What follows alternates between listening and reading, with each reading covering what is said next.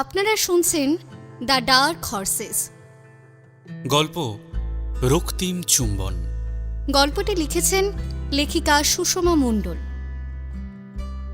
পর্ব 4।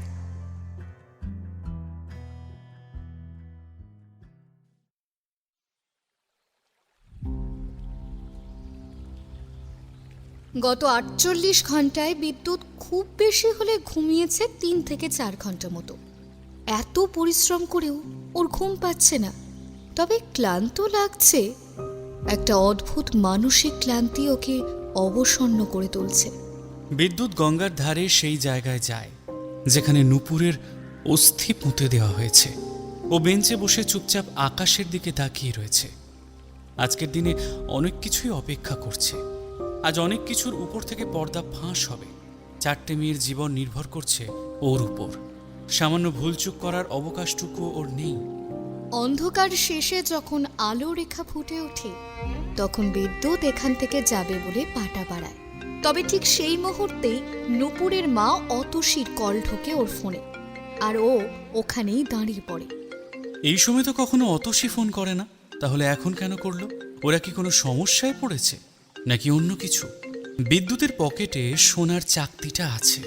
ও সেই চাকতিতে হাত রেখে কল রিসিভ করে। হ্যালো। হ্যালো বাবা বিদ্যুৎ, তোমার ঘুমটা এই ভোরবেলায় ভাঙিয়ে দিলাম না তো? না না, ঠিক আছে, বলুন। বলছি বাবা, তুমি কি একবার এখানে আসতে পারবে? আমরা খুব বিপদে আছি। বিপদ? কিসের বিপদ? আপনি ঠিক আছেন? স্পন্দন ঠিক আছে তো? আপনি বলছিলেন কেউ আপনাদের উপর নজরদারি চালাচ্ছে, সে ফিরে আসেনি তো?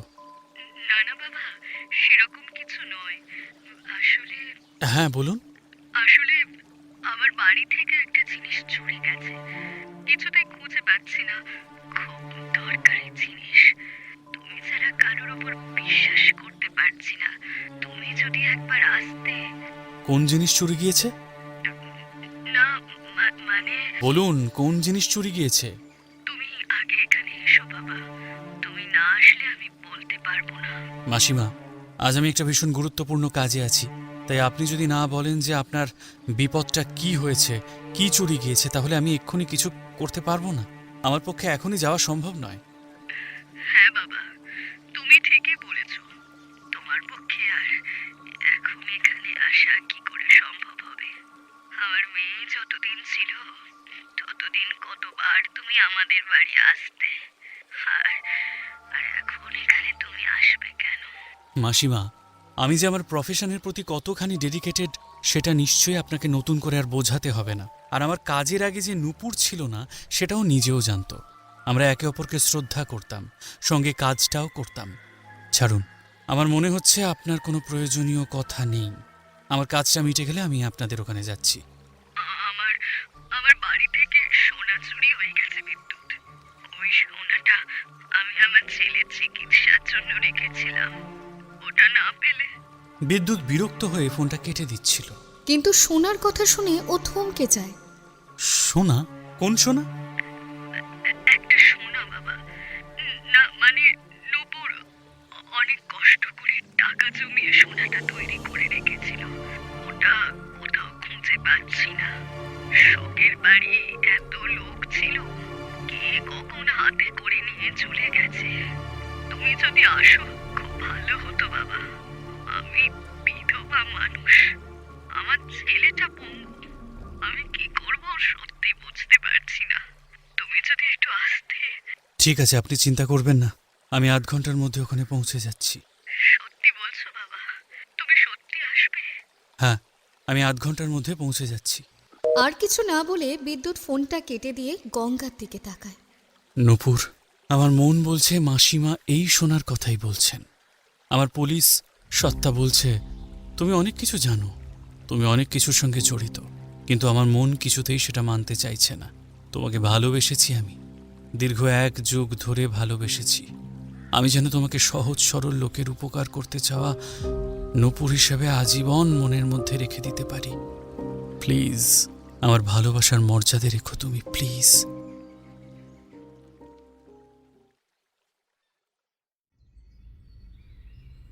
নূপুরদের বাড়িতে যখন বিদ্যুৎ আসে তখন দেখে অতসীর মুখ থমথম করছে। স্পন্দন চুপ করে নিজের হুইল চেয়ারে বসে আছে। মাসিমা, এবার সবকিছু খুলে বলুন তো, আপনার কোন সোনা চুরি গেছে? একটা সোনা, ওটা খুঁজে পাচ্ছি না কোথাও। ওই নূপুরের ঘরেই ছিল। নূপুরের ঘরে কোথায় ছিল? কি ছিল? হার, দুল, বালা না অন্য কিছু? না মানে মানে বাবা, ঠিক মনে করতে পারছি না। তবে নূপুর একটা কিনেছিল, আমাকে দেখিয়েও ছিল। আমি অনেক খুঁজেছি জানো তো, কোথাও পাচ্ছি না। বিদ্যুৎ পকেট থেকে ওই সোনার চাকতিটা বের করে। তারপর সেটা অতসীর দিকে বাড়িয়ে দেয়। দেখুন তো এটা কিনা। বিদ্যুতের হাতে সোনার চাকতিটা দেখে অতসী চমকে ওঠে। ও ছোঁ মেরে জিনিসটা নিতে চাইলে বিদ্যুৎ তার আগেই হাত সরিয়ে নেয়। তোমার কাছে এটা এলো কি করে বাবা? এই তো, এটাই তো নূপুরের চাকতি, ও কিনেছিল। তুমি এটা কোথায় পেলে? নূপুর এটা কিনেছিল? ফালতু কথা বলার জায়গা পাননি আপনি? এটার দাম কত জানেন? কম করে হলেও 30 থেকে 40 লাখ টাকা হবে। আপনি বলতে চান নূপুর এটা কিনেছিল, তাই তো? কেন পারবে না? ও এত বছর ধরে চাকরি করেছে, একটু একটু করে জমিয়ে। মাসিমা, ফর গড সেক একটু সত্যি কথা বলুন, তাতে আপনিও ভালো থাকবেন আর আপনার মেয়েও হয়তো ভালো থাকবে। আপনি জানেন আপনি কিসের মধ্যে জড়াতে যাচ্ছেন? এটা স্মাগলিংয়ের সোনা। এইরকম সোনা স্মাগলিংয়ের জন্য ব্যবহার করা হয়। আর আপনি বলছেন নূপুর এটা কিনেছিল। স্মাগলিং? হ্যাঁ, স্মাগলিং। এবার বলুন নূপুর এটা কোথায় পেয়েছিল? একদম মিথ্যে কথা বলার চেষ্টা করবেন না। আমি সত্যি বলছি বাবা, ওটা কিনেছিল। আর একটা মিথ্যে কথা বললে না, সোজা থানায় নিয়ে যাব, তারপর বুঝবেন কোনটা সত্যি আর কোনটা মিথ্যে। বিদ্যুৎ চিৎকার করে ওঠে। বিদ্যুৎকে এইভাবে কখনো চিৎকার করতে শোনেনি অতসী। ও ভয় পেয়ে যায়। বাবা বাবা, আমি বুড়ি বিধবা মেয়ে মানুষ, আমি অত শত জানি না, বিশ্বাস করো। আমি শুধু আমার ছেলেটার চিকিৎসার জন্য ওটা ওটা আমাকে দিয়ে দাও বাবা। ওটা দিয়ে আমাকে দিয়ে দাও। ওটা দিয়ে আমি আমার ছেলেটার চিকিৎসা করব। ওর চিকিৎসার জন্য অনেক খরচ জানো তো, আমাদের সংসারটা বাঁচবে। মা, দয়া করো, দয়া করে আমাকে আর নিচে নামিও না। স্পন্দনের চোখ থেকে টপ টপ করে জল পড়তে থাকে। তোমাদের লোভের জন্য আমার আর নাম নিও না তোমরা। হ্যাঁ, এটা ঠিক যে আমি হাঁটতে চলতে পারি না, আমি পঙ্গু। কিন্তু তার মানে আমি মানসিকভাবে পঙ্গু হয়ে যাইনি যে স্মাগলিংয়ের নোংরা টাকা দিয়ে আমার চিকিৎসা করাবো। ও ভিজে চোখে নূপুরের ছবির দিকে তাকিয়ে থাকে, আর তারপরই বিদ্যুতের দিকে ঘোরে। দাদা, তুমি সত্যি কথা বের করো। দিদি কিসের সঙ্গে জড়িয়েছিল আমি জানি না, কিন্তু দিদির সত্যি যদি বের না হয় তাহলে ওর আত্মা কোনোদিনও শান্তি পাবে না। অন্তত সেই জন্য হলেও তুমি সত্যিটা বের করো। স্পন্দনের কাঁদতে থাকা কণ্ঠস্বর বিদ্যুৎকে নরম করে দেয়। তবে নিজের পেশাদারিত্ব কাঠিন্য বজায় রেখে অতসীর কাছে ও আবার এগিয়ে যায়। আপনি নূপুরের কাজ সম্পর্কে কি জানেন মাসিমা? মিথ্যে কথা বলার চেষ্টাও করবেন না। আপনি যদি মিথ্যে কথা বলেন তাহলে আপনাদের বাঁচানোর দায়িত্ব আমার হাতে থাকবে না। নিজের ভালো চান তো সত্যি কথা বলুন। অতসীর কাছ থেকে কোনো প্রত্যুত্তর না পেয়ে বিদ্যুৎ এবার জোরে চিৎকার করে ওঠে। কি হলো বলুন? বিদ্যুতের এই রূপ দেখে অতসী ভয়ে শিউরে ওঠে। অতসীর বদলে স্পন্দনই বলতে শুরু করে। সেদিন একজন লোক কিছু একটা খুঁজতে এসেছিল, তার মানে লোকটা এটাই খুঁজছিল। কে এসেছিল স্পন্দন? সে কেমন দেখতে ছিল? এমনি লম্বা চওড়া, যেরকম ভালো বডি থাকলে হয় সেরকম। দাদা, সত্যি বলো তো, দিদি কি নোংরা কাজগুলো করতো? সত্যি কথা বলো আমায়। স্পন্দনের কথার উত্তর বিদ্যুৎ দিতে পারে না, ও চুপ করে যায়। মাসিমা, আপনি কি বাকিটা বলবেন? আপনি যে অনেক কিছুই জানেন সেটা আমি খুব ভালো করেই জানি। দয়া করে যেটা সত্যি সেটা খুলে বলুন আমাকে, কিছু লুকাবেন না। ও ভালো ছিল, খুব ভালো ছিল। যা করেছে আমাদের জন্য করেছে। ও যখন বাইরে যেত তার আগের রাতে ওর কাছে টাকা আসতো, তাতে আমাদের সংসারটা আরেকটু ভালো করে চলতো।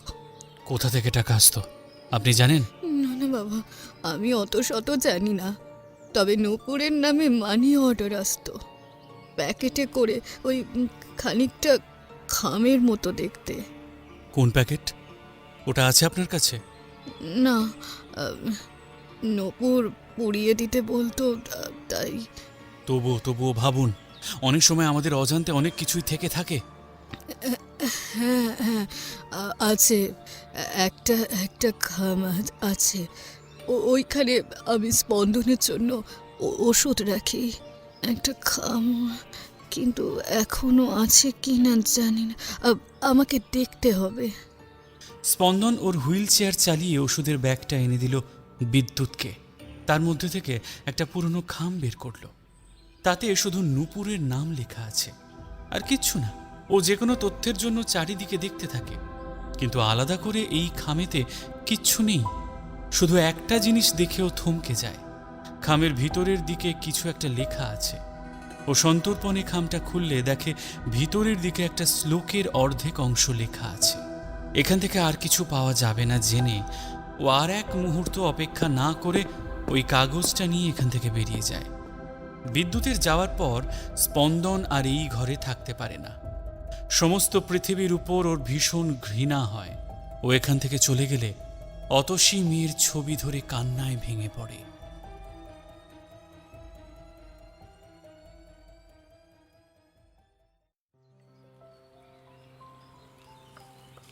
সম্রাট রান্না করছে, আর তরঙ্গিনী ওর পাশেই বসে আছে।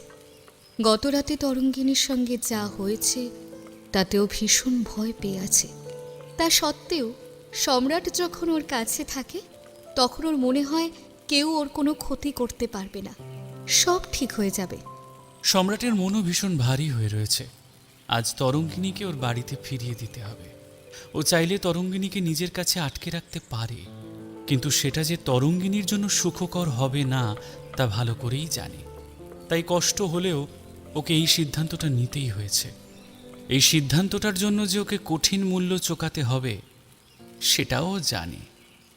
নৃপেন্দ্র ব্যাপারটাকে ভালোভাবে নেবে না, কিন্তু ও যদি নৃপেন্দ্রর কথা শোনে তাহলে তরঙ্গিনীকে প্রবালের কাছে রাখতে হবে, আর ও সেটা হতে দেবে না। নৃপেন্দ্র ওর ওপর রেগে গেলে কি হতে পারে সেটা খুব ভালো করেই সম্রাট জানে। কিন্তু কাজটা যদি ঠিক করে হয় তাহলে নৃপেন্দ্র অখুশি হবে না। ও বহু বছর ধরে ওই মানুষটাকে চিনি, ওর কাজ বোঝে। যদি কাজটা ঠিক করে করতে পারে তাহলে সব দিক বজায় থাকবে। নৃপেন্দ্রও কোনো সমস্যা করবে না, আর তরঙ্গিনীও শান্তি মনে বাড়ি ফিরতে পারবে। মাঝে মাঝে ওর নিজের উপর ভীষণ রাগ হয়, তরঙ্গিনীকে আঘাত করার জন্য, মেয়েটাকে এই জায়গাতে আনার জন্য। কিন্তু আবার এটাও মনে হয় ওকে যদি এখানে না আনতো তাহলে ওর সঙ্গে কখনোই পরিচয় হতো না।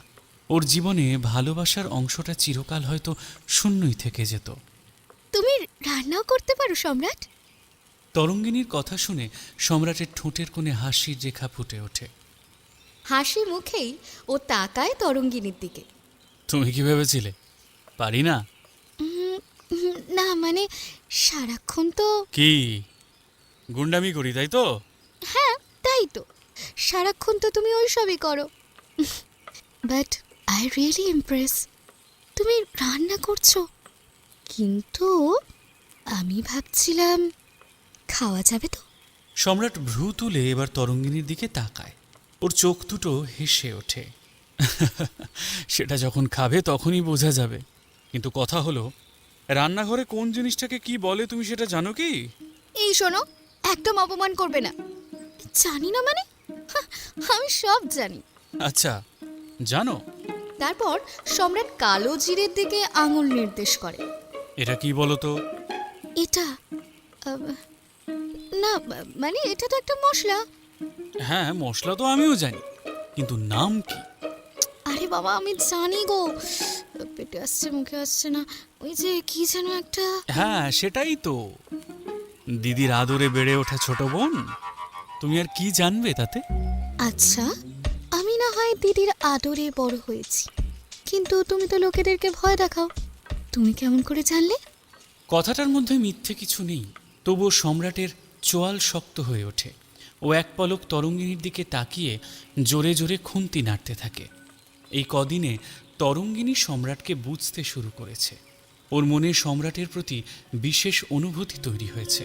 সম্রাটের চোখ যে বিমর্ষ হয়ে পড়েছে তা ওর দৃষ্টি এড়ায় না। কি হয়েছে সম্রাট? তোমার চোখ মুখ এরকম লাগছে কেন? ধ্রুব, আমার নাম ধ্রুব। সম্রাট এবার তরঙ্গিনীর দিকে ঘুরে তাকায়। সম্রাট আমার অন্ধকার জগতের নাম। মানে? সম্রাট যে কি বলছে তা বুঝতে পারছে না তরঙ্গিনী। ও হতবাক হয়ে ওর দিকেই তাকিয়ে থাকে। এই জগতে আসার আগে আমার পরিবার ছিল। মায়ের সঙ্গে আমি খুব সুখী ছিলাম। মায়ের সঙ্গে কাটানো ওই বছরগুলো আমার জীবনের সব থেকে সুন্দর সময় ছিল। তরঙ্গিনী সম্রাটের কথা শুনে বিস্মিত হয়ে যাচ্ছে। সম্রাটকে যখনই দেখেছে তখনই ওর একজন আত্মবিশ্বাসী কর্তৃত্বসুলভ ব্যক্তি বলেই মনে হয়েছে, কিন্তু এখন সম্রাটের কেঁপে ওঠা কণ্ঠস্বর ওকে এক অন্য সম্রাটের সামনে দাঁড় করিয়ে দিচ্ছে।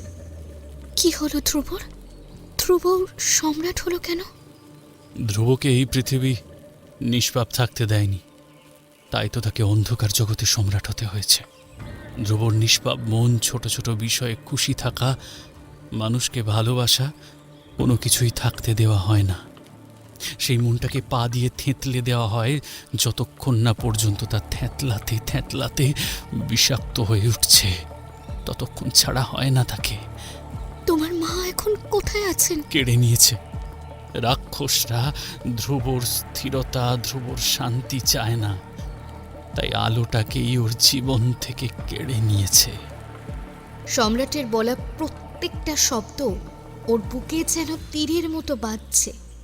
ও আর সম্রাটের যন্ত্রণা সহ্য করতে পারে না, ওকে জড়িয়ে ধরে। সম্রাট যেন বিষাক্ত ধোঁয়ায় দগ্ধ হচ্ছিল এতক্ষণ।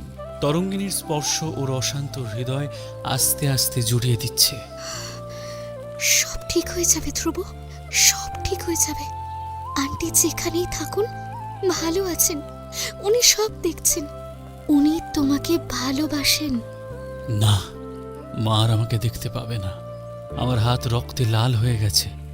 আমি নিজেই একটা জীবন্ত নরক হয়ে উঠেছি। মায়ের ধ্রুব আর নেই, সে অন্ধকার জগতের সম্রাট হয়ে গেছে। মা মা এসব সহ্য করতে পারবে না। আমাকে আমাকে মার দেখতে পায় না। সম্রাট তরঙ্গিনীর কাছ থেকে সরে যেতে চায়। ওর মনে হয় ওর স্পর্শে তরঙ্গিনীও নোংরা হয়ে যাবে। তরঙ্গিনী সম্রাটের মনের কথাগুলো বুঝতে পারে। তারপর ওর মুখের কাছে মুখটা টেনে এনে সম্রাটের ঠোঁটে নিজের ঠোঁট চেপে ধরে। সম্রাট আর কোনো রকম প্রতিরোধ করে না, ও নিজেকে ছেড়ে দেয় তরঙ্গিনীর ভালোবাসার বাহু ডোরে। এই প্রথমবার ও কোনো নারীকে চুম্বন করছে। যে জগতের বাসিন্দা সম্রাট, সেখানে নারীর শরীরের উপর অধিকার কায়েম করতে চাওয়া কোনো ব্যাপার না। তা সত্ত্বেও ও কখনো কোনো নারীকে সেই অর্থে স্পর্শ করেনি। এখন যে মেয়েটাকে এত ভালোবাসে, সেই মেয়েটার স্পর্শে ওর মন থেকে সমস্ত যন্ত্রণা যেন আস্তে আস্তে মিলিয়ে যাচ্ছে। ভীষণ স্নিগ্ধ নরম এই চুম্বন। চুম্বন শেষে সম্রাট তরঙ্গিনীর থেকে দূরে সরে যায়, তবে তরঙ্গিনীর থেকে দৃষ্টি এড়ায় না, ওর দিকেই তাকিয়ে থাকে। আজ তুমি যখন চলে যাবে, তারপর আমি কিভাবে থাকবো তরঙ্গ? তুমি যতদিন আমার জীবনে আসনি ততদিন আমার আলাদা করে কিছু মনে হয়নি, কিন্তু এখন তোমাকে ছাড়া আমি বাঁচবো কেমন করে? ধুর বোকা, তুমি আমাকে ছাড়া কেন থাকবে? আমি এখানেই থেকে যাব। আমি এখান থেকে যাব, তুমিও আমার সঙ্গেই যাবে। আমরা একসঙ্গে থাকবো। তরঙ্গিনীর কথা শুনে সম্রাটের ঠোঁটের কোণে হাসি ফুটে ওঠে। সম্রাটকে হাসতে দেখে তরঙ্গিনী রেগে যায়। কি হলো? তুমি এভাবে হাসছো কেন? আমি কি এখানে কোনো মজার কথা বলেছি? আমি আলোর জগতের ধ্রুব নই তরঙ্গ, আমি অন্ধকারের জগতের সম্রাট। এই অন্ধকার জগতের নিজস্ব নিয়ম আছে। তুমি এই জগৎ থেকে যদি দূরে চলে যেতে চাও, তাহলে এই জগৎ তোমাকে গিলে খাবে। এত সহজে আমাদের এই জগৎ থেকে মুক্তি নেই। তরঙ্গিনী সম্রাটের হাতটা নিজের হাতের মুঠোর মধ্যে ধরে। কি হলো? এবার এবার বলো, বলো কথাটা। তরঙ্গ, সম্রাট তরঙ্গিনীর কপালে নিজের কপালটা ঠেকায়। আমি যেতে চাইলেও এই জগৎ আমাকে ছাড়বে না তরঙ্গ। এই জগৎ লোভ বোঝে, ঘৃণা বোঝে, স্বার্থপরতা বোঝে। এই জগতের যদি আমার থেকে কোনো লাভ না হয়, তাহলে আমাকে ছেড়ে ফেলতে তার 1 মিনিটও সময় লাগবে না। ধ্রুব, আমি চাইলেও এই জগৎ থেকে বের হতে পারবো না তরঙ্গ। তাছাড়া তাছাড়া তাছাড়া আমার কারোর উপর বদলা নেওয়ার আছে। সে যা করেছে তার জবাব তাকে ফিরিয়ে দেওয়ার আছে। সেটা যতদিন না দিতে পারবো ততদিন তো আমার কোথাও গিয়ে শান্তি নেই। এতক্ষণ তরঙ্গিনীর মনে হচ্ছিল ওর সামনে যেই মানুষটা দাঁড়িয়ে আছে সে ওকে ভালোবাসে, কিন্তু এবার যার কণ্ঠস্বর ও শুনছে সে আলাদা। সে সম্রাট, এই অন্ধকার জগতের ভয়ঙ্কর এক যোদ্ধা। ভয়ে তরঙ্গিনী ওর হাত ছেড়ে দিলে সম্রাটের মুখে একটা কঠিন হাসি ছড়িয়ে পড়ে। বললাম না তরঙ্গ, আমার জীবন সহজ নয়। আমি চাইলেও সম্রাটকে ধ্রুবর থেকে বাদ দিতে পারবো না। তাই তুমি আমাকে ভালোবাসো না ধ্রুব? সম্রাট চোখ বন্ধ করে নেয়। তরঙ্গিনী ওর মুখ চাগিয়ে ওর চোখের দিকে স্থিরভাবে তাকিয়ে থাকে।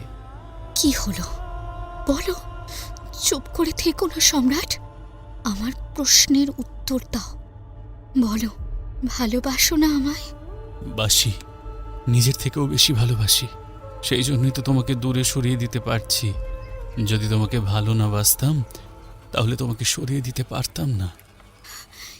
এই ভালোবাসাই আমাদের নতুন পথ দেখাবে, সব ঠিক হয়ে যাবে গো। সম্রাট অনেক কিছু বলতে চাইছে কিন্তু বলতে পারছে না। ও একভাবে তাকিয়ে আছে তরঙ্গিনীর দিকে। জীবনেই প্রথমবার সব কিছু এত সুন্দর মনে হচ্ছে ওর। হঠাৎ করে নাকে একটা পোড়া পোড়া গন্ধ ঠেকায় ও তাড়াতাড়ি কড়াইয়ের দিকে তাকায়। যা, আরে যা গেল, সব গেল। দেখেছো তো, আমি ভাবলাম তোমাকে আজকে রান্না করে খাওয়াবো। কি অবস্থা হয়েছে দেখো, সব পুড়ে গেল। সব হয়েছে তোমার জন্য। তুমি যদি না আমার কনসেন্ট্রেশন ব্রেক করতে তাহলে এসব কিছু হতো না। আবার আমাকে নতুন করে রান্না করতে হবে। আরে বাবা, অত দরকার নেই, আমরা এটাই খেয়ে নেব, অসুবিধা হবে না। হ্যাঁ সেই, যাও তো, ঘরে যাও, ঘরে গিয়ে বিশ্রাম নাও। আজ অনেক কিছু অপেক্ষা করছে তোমার জন্য। আজ তুমি তোমার দিদির কাছে ফিরে যাবে। তার আগে আমি তোমার জন্য একটু ভালো করে রান্না করি, কেমন? আমরা একসঙ্গে খাওয়া দাওয়া করব। যাও, আর থেকো না এখানে, যাও। আমরা একসঙ্গে যাব সম্রাট। বললাম না, এসব নিয়ে পরে কথা হবে। এখন আবার নতুন করে রান্না করতে হবে, যাও। আরে বললাম না একসঙ্গে যাব। আরে তুমি যাও। তরঙ্গিনী এখান থেকে যেতে না চাইলেও সম্রাটের জন্য ওকে যেতেই হয়। মেয়েটা এখান থেকে চলে গেলে সম্রাট আবার রান্নায় মন দেয়। তরঙ্গিনীর জন্য নিজের হাতে রান্না করবে বলে ওর মনটা খুব ভালো ছিল। তবে তরঙ্গিনী আজকেই দূরে চলে যাবে ভেবে ওর মনটা আস্তে আস্তে ভারাক্রান্ত হয়ে যেতে থাকে।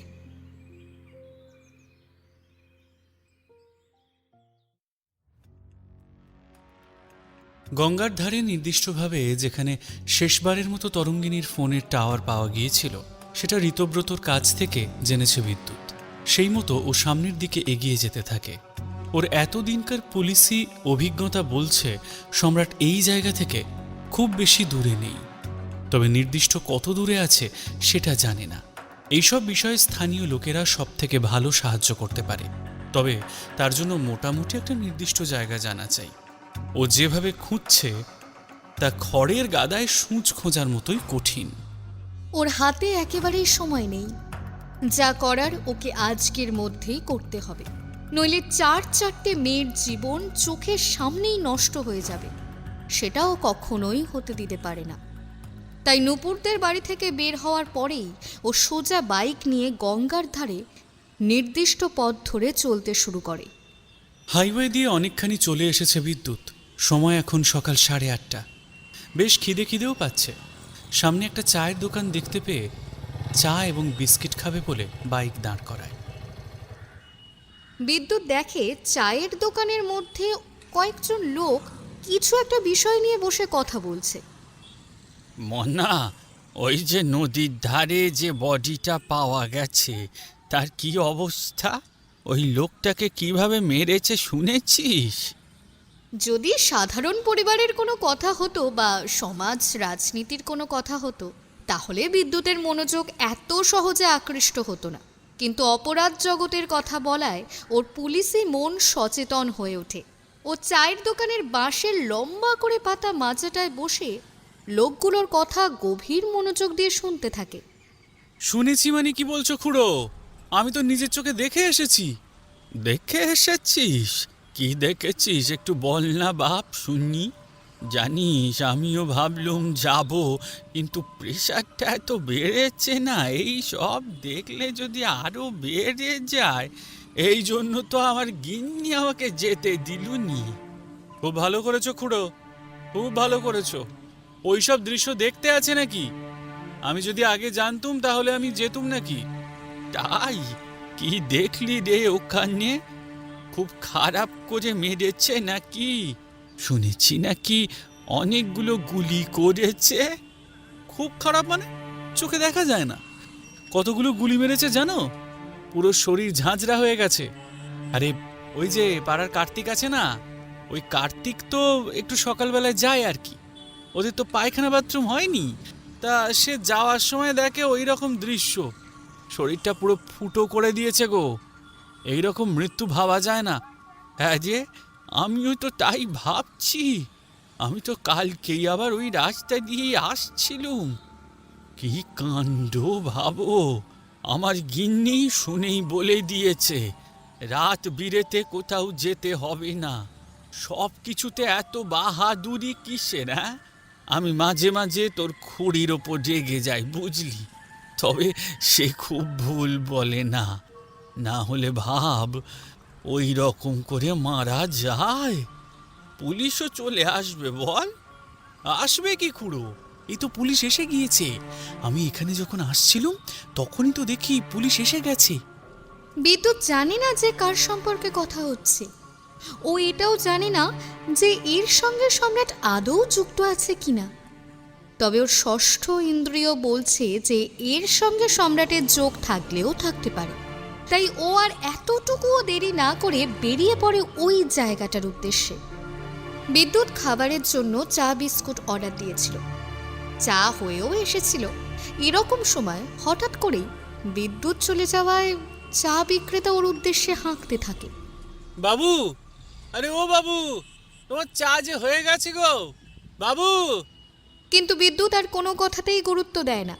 ও জানে না যে সামনে ওর জন্য কি অপেক্ষা করছে, তবে দেরি করলে একেবারেই হবে না। যে কোনোভাবেই হোক পুলিশের মৃতদেহটাকে নিয়ে যাওয়ার আগে ওকে সেখানে পৌঁছাতেই হবে। কাকতালীয়ভাবে এমন একটা সুযোগ যখন ও একবার পেয়েছে, তখন সেটাও আর কিছুতেই হাতছাড়া করতে পারবে না।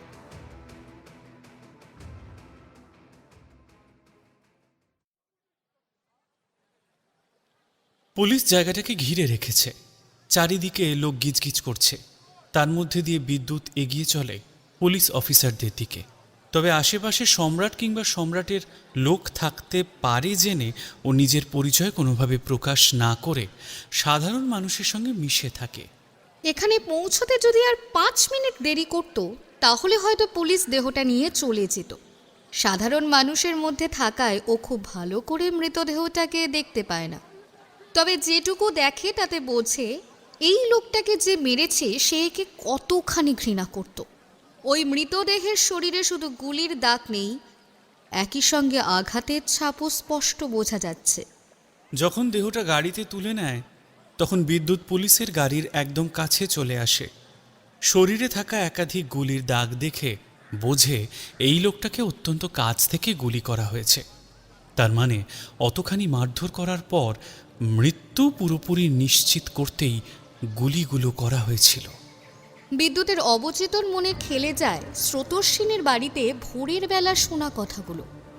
তরঙ্গিনীকে একজন ধর্ষণ করার চেষ্টা করেছিল এবং সম্রাটের গলা শুনে বিদ্যুৎ যা বুঝেছে তাতে সম্রাট ব্যাপারটাতে ভীষণভাবে রেগে যায়।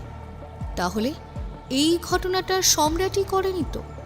ব্যাপারটা ঠিক শূন্যে ঢিল ছোঁড়ার মতো।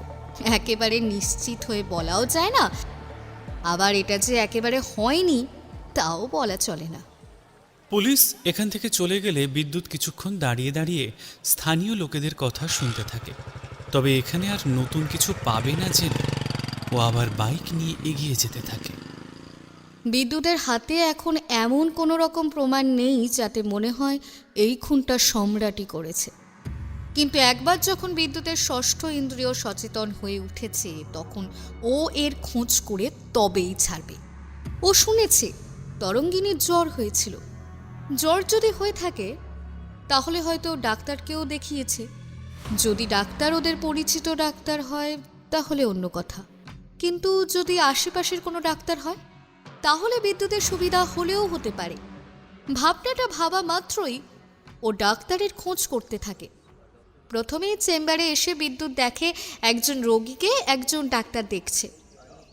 ডাক্তারবাবু, আমার একজন পেশেন্ট আছে, খুব জ্বর এসেছে, আপনাকে একটু যেতে হবে, দয়া করে আপনি চলুন। কোথায় যেতে হবে? ওই তো আমার বাড়ি জঙ্গলের ওদিকে, দয়া করে একটু চলুন।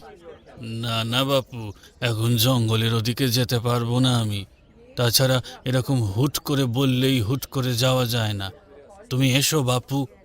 কিন্তু ডাক্তারবাবু, আমার পেশেন্ট, বললাম না তোমার পেশেন্টের যদি খুব দরকার হয় তাকে এখানে নিয়ে এসো। এখানে আসবে সে, আমি ডাক্তার, আমার প্রেস্টিজ আছে, আমি যেতে পারবো না। বিদ্যুৎ চাইলে আরও জোর করতে পারতো, কিন্তু ওর মনে হয় যে এই ডাক্তারটি কিছু জানে না। অন্তত প্রতিক্রিয়া দেখে ওর সেটাই মনে হয়েছে আর কি। ও এখান থেকে বেরিয়ে গিয়ে আবার যেতে থাকে। বেশ কিছুক্ষণ যাওয়ার পর আর একটা ডাক্তারখানা দেখতে পায়, ছোট মতো ডাক্তারখানাটা। এখানেও কোনো লাভ হবে বলে মনে হয় না, তবে একেবারে চেষ্টা না করার থেকে চেষ্টা করে দেখা ভালো, এইটা জেনেই ও এখানে ঢুকে পড়ে। ডাক্তারবাবু, আমার একটু ইমার্জেন্সি আছে, আপনাকে একটু আমার সঙ্গে যেতে হবে। তুমি এখানে এরকম আমার পারমিশন ছাড়া ঢুকে পড়েছো কেন? দেখছো না আমি একটা পেশেন্ট দেখছি? যাও এখান থেকে, যাও, বাইরে দাঁড়াও, যখন সময় হবে তখন আমি ডেকে নেব। ডাক্তারবাবু, আমার একজন পেশেন্ট আছে, খুব জ্বর হয়েছে ওর, ওই তো জঙ্গলের ওপারে যেতে হবে, আপনি দয়া করে একটু চলুন। কথাটা শোনা মাত্রই ডাক্তারটির মুখের প্রতিক্রিয়া বদলে যায়।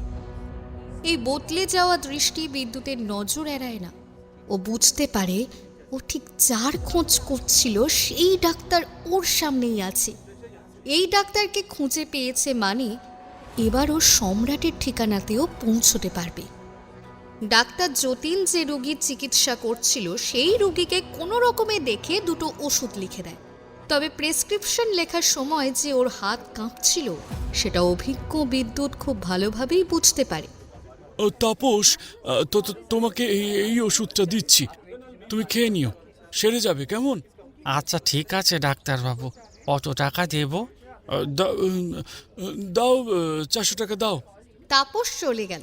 যতীন তাড়াতাড়ি করে চেম্বারে জিনিসপত্রগুলো গুছোতে থাকে।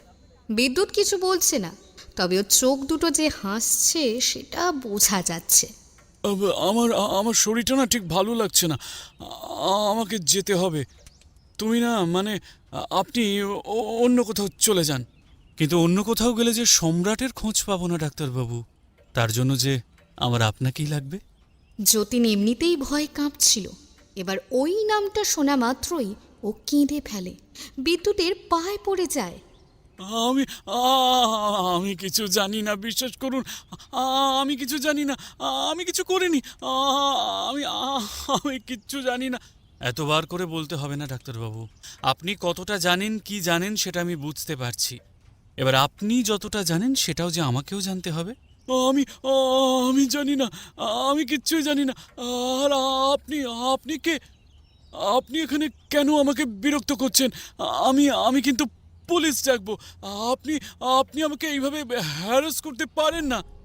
বিদ্যুৎ শান্তভাবেই যতীনের দিকে তাকিয়েছিল। এইবার ওর দিকে এগিয়ে গিয়ে দেওয়ালে হাত রাখে। যদিও যতীনের শরীরে হাত দেয়নি, তবে তাতেই যতীন ভয়ে থরথর করে কেঁপে ওঠে।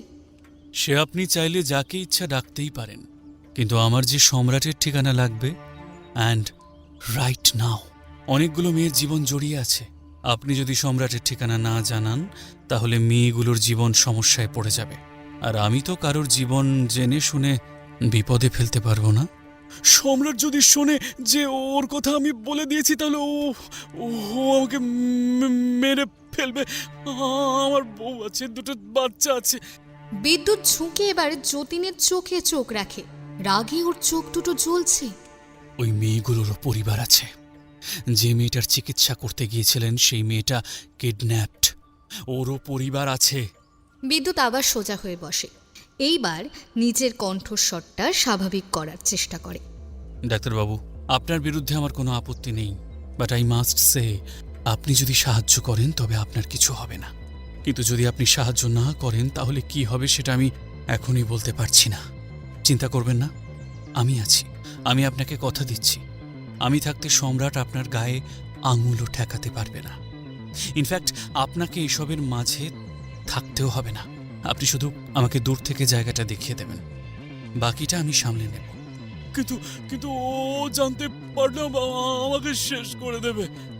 ডাক্তারবাবু, এইটুকু রিস্ক যে আমাদের নিতেই হবে। বললাম না, অনেকগুলো মেয়ের জীবনের প্রশ্ন জড়িয়ে আছে। নিন, চলুন, আমাদের হাতে আর একদম সময় নেই। ওই মেয়েগুলোকে বাঁচাতে হবে।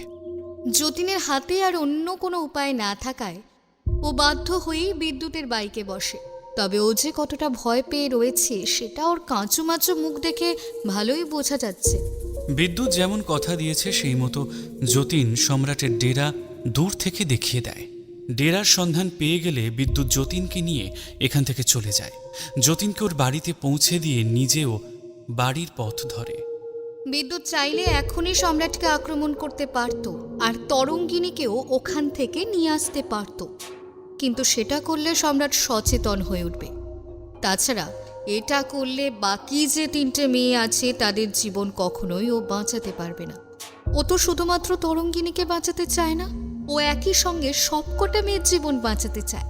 তাই সঠিক সময় এবং সঠিক পরিকল্পনার জন্য ওকে অপেক্ষা করতেই হয়। বিদ্যুৎ আয়নাকে বলে ওর বাড়িতে আসে। ও সাধারণত আয়নার বাড়ির বদলে জিমে যাওয়া বেশি পছন্দ করে, কিন্তু এখন জিমে লোক থাকতে পারে। তাছাড়া এত গুরুত্বপূর্ণ কথা অন্য কোথাও বলতে চায় না, তাই বাড়িটাই সঠিক বলে মনে হয়। একই সঙ্গে ও ঋতব্রতকেও আয়নার বাড়িতে আসতে বলে। বিদ্যুৎ বাড়িতে আসার সঙ্গে সঙ্গেই আয়না ওর জন্য বানানো খাবারগুলো বেড়ে দেয়। আয়না, কেন তুই এখন ফালতু ইয়ার্কি মারছিস? আমাদের সামনে অনেক ইম্পর্টেন্ট কাজ আছে। এসব ফালতু কাজ বন্ধ রেখে আমার কথাটা শোন। এই শোন ভাই, তোর কথা না আমি সবসময় শুনতেই থাকি। খালি নিজের চোখ মুখটার কি অবস্থা করেছিস দেখেছিস? আয়না, আজকের দিনটা আমাদের জন্য কতখানি ইম্পর্টেন্ট সেটা নিশ্চয়ই তোকে নতুন করে বলতে হবে না। হ্যাঁ আমি জানি বাবা, ভীষণ ইম্পর্টেন্ট, আর সেই জন্য তোর শরীরটা ঠিক রাখতে হয়। আরে তুই ঘুমাস না সে আমি জানি, এবার কি খাওয়া দাওয়াটাও পুরোপুরি বন্ধ করে দিয়েছিস? আরে চোখ মুখটা শুকিয়ে গেছে রে, চুপচাপ খা তো। আয়না। ঋতব্রত এগিয়ে এসে বিদ্যুতের কাঁধে হাত রাখে। ভাই, কেন শুধু শুধু তর্ক করছিস বলতো? আজ পর্যন্ত মেয়েদের সঙ্গে তর্ক করে কেউ কখনো পেরেছে যে তুই পারবি? চুপচাপ খেয়ে নে। তাছাড়া সত্যিই তো আয়না ভুল কিছু বলেনি। তোর চোখ মুখের অবস্থা দেখেছিস? এরকমভাবে চলতে থাকলে অপারেশন আর করতে হবে না, তার আগে তুই নিজেই লুটিয়ে পড়বি স্বপ্নে। বিদ্যুৎ আইজকে হারানো অতটাও সহজ নয় বন্ধু। বিদ্যুৎ হাত মুখ ধুয়ে এসে খেতে শুরু করে। ও যে কতখানি ক্ষুধার্ত সেটা এতক্ষণ মনে না হলেও খাবারের প্রতিটা গ্রাস যখন ও মুখে ঢোকাচ্ছে তখন ভালোই বুঝতে পারা যাচ্ছে যে কতটা খিদে পেয়েছিল ওর। খাবার শেষে ও মুখ হাত ধুয়ে আসে। আয়না, তোর হাতের এই রান্না যখন খাই না তখন আমার মনে হয় না, তুই সত্যি সত্যি একটা মেয়ে। মানতেই হচ্ছে, তোদের জিনের মধ্যেই সৌন্দর্য লুকিয়ে আছে। সে তো বটেই ভাই, আছে আজ। অনেক প্রশংসা করেছিস, এবার যে প্ল্যানটা করেছিস সেটা বল। বিদ্যুতের মধ্যেকার বন্ধু সত্তাটা এতক্ষণ প্রবল ছিল, এবার ওর মধ্যেকার পুলিশি সত্তাটা বেরিয়ে আসে। ওর কণ্ঠস্বর তুলনামূলক অনেকটা ভারী হয়ে ওঠে। শোন, সম্রাটের ঠিকানা ট্র্যাক করা হয়ে গেছে। Wow, that's great. তাহলে তো এখনই ওই মেয়েটাকে তরঙ্গিনীকে ওখান থেকে নিয়ে আসা যায়। না, এখনই আনা যাবে না। এখন আনলে বাকি যে 3টে মেয়ের কথা বলেছে তাদেরকে বাঁচানো যাবে না। ওদেরকে বাঁচাতে চাইলে আমাদেরকে সঠিক সময়ের জন্য অপেক্ষা করতে হবে। আচ্ছা বেশ, ঠিক আছে, কিন্তু তুই কি করতে চাইছিস? আমি যাব সম্রাটের ওখানে। তরঙ্গিনীকে উদ্ধার করতে। সন্ধেবেলা স্রোতস্বিনীর কাছে ওই 3 জন মেয়েকে পাঠাবে, সঙ্গে আরও একজনকে পাঠাবে। সেই সব কিছু দেখবে, মানে সেই এজেন্ট বলতে পারিস। আয়না, তোর কাজ হবে তুই স্রোতস্বিনীর গাড়িতে লুকিয়ে থাকবি। ওর ড্রাইভার হিসেবে পাঠালেও হতো, কিন্তু এখানে দুটো সমস্যা আছে। প্রথমত, ওরা সঙ্গে কাউকে অ্যালাউ করবে না, আর দ্বিতীয়ত তুই 4 চাকা খুব একটা ভালো করে চালাতেও পারিস না। তাহলে আমি সঙ্গে যাই? ঋতব্রতর দিকে গভীর মনোযোগ দিয়ে তাকায় বিদ্যুৎ। না, তুই গেলে হবে না। তুই 4 চাকাটা খুব ভালো চালাস, কিন্তু তোর হাত পা সেইভাবে চলে না। তাছাড়া টেকনিক্যাল ব্যাকআপের দিকটাও দেখতে হতে পারে। তোকে এখানে বসেই সব সামলাতে হবে। যদিও সামলানোর খুব একটা প্রয়োজন নেই, কিন্তু এমার্জেন্সিতে দরকার হতেই পারে। তাই তুই এখানেই কাজ করবি। কিন্তু ওখানে কত বড় বিপদ অপেক্ষা করছে। ওখানে আয়না একা যাবে না, মানে ওর যদি কোনো বিপদ হয়, আমি আমি না হয় পিছনে একটা গাড়িতে থাকবো, আর টেকনিক্যাল দিকগুলো যাতে গাড়িতে বসেই দেখা যায় আমি সেই উপায় করে নেব। ঋতব্রত যে কতখানি উৎকণ্ঠিত তা ওর চোখ মুখ দেখে স্পষ্টই বোঝা যাচ্ছে। বিদ্যুৎ সহানুভূতিপূর্ণ দৃষ্টিতে এবার ওর দিকে তাকায়। হ্যাঁ, আমি জানি কাজটা খুব রিস্কি, কিন্তু এটা খুবই গুরুত্বপূর্ণ। এটা করতেই হবে। এটা যখন এতটাই গুরুত্বপূর্ণ, তখন পুলিশের সাহায্য নে। এরকম একটা রিস্কি কাজে ওকে কেন পাঠাচ্ছিস? যদি ওর কোনো বিপদ হয়ে যায়? পুলিশের সাহায্য আমি নিতে পারবো না। হ্যাঁ, আমি চাইলে সাহায্য নিতেই পারি, কিন্তু আমার সন্দেহ হচ্ছে শারণ বোধহয় ওদের সঙ্গে যুক্ত। আর কে কে যুক্ত আমি জানি না। তাই এই মুহূর্তে আয়না ছাড়া আমি কাউকেই বিশ্বাস করতে পারছি না। কিন্তু যদি আয়নার কিছু হয়ে যায়, যদি... কিচ্ছু হবে না রে। আরে বাবা, আমি সবটা সামলে নেব, চিন্তা করছিস কেন? হাসি মুখে আয়না ঋতব্রতর হাতটা ধরে। আর তাছাড়া আমাদের বিদ্যুৎ তো আছেই, ভয় পাস না। তুই জানিস না বিদ্যুৎকে, ও কোনোদিন এমন কিছু করবে না যাতে আমাদের ক্ষতি হতে পারে, বুঝলি? কিন্তু কিন্তু আয়না, আমার তো ভয় করছে। যদি... এইবার বিদ্যুৎ চিন্তিত ঋতব্রতকে জড়িয়ে ধরে। ওর চিন্তাধারা যে অমূলক নয় সেটাও বোঝে, তবুও চেষ্টা করে যতটা সম্ভব ছেলেটাকে শান্ত রাখার। আয়না ভুল কিছু বলেনি। তুই জানিস আমাকে, আমি এমন কিছু করব না যাতে ওর কোনো ক্ষতি হতে পারে। আমি আছি, আমি থাকতে ওর কোনো ক্ষতি হবে না। ওই 4টে মেয়ে, আয়না আর স্রোতস্বিনীকে সুস্থ শরীরে আমি বাড়ি নিয়ে আসব। কথা দিলাম তোকে। ঋতব্রত খুব চেষ্টা করছে ওকে বিশ্বাস করার। ও বিদ্যুতের দিকে তাকিয়ে আছে করুণভাবে। যে মেয়েটাকে এতটা ভালোবাসে সেই মেয়েটারই অনিষ্ট হতে পারে ভেবে এইবার ওর বুকটা একটু কাঁপতে থাকে।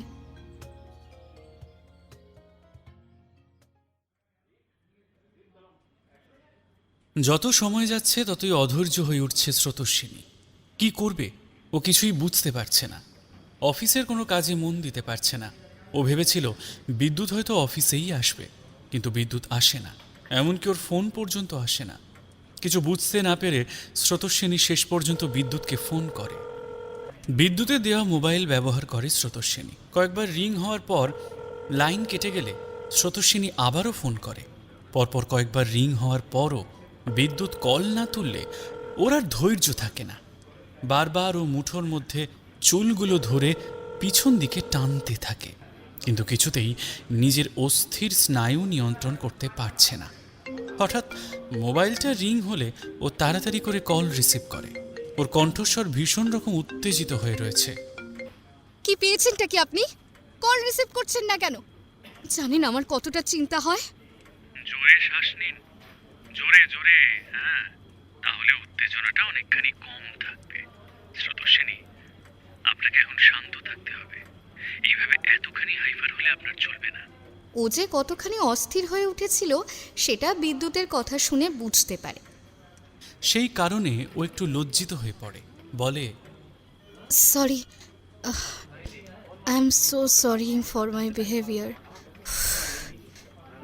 বলছি, আপনি আপনি কখন আসবেন?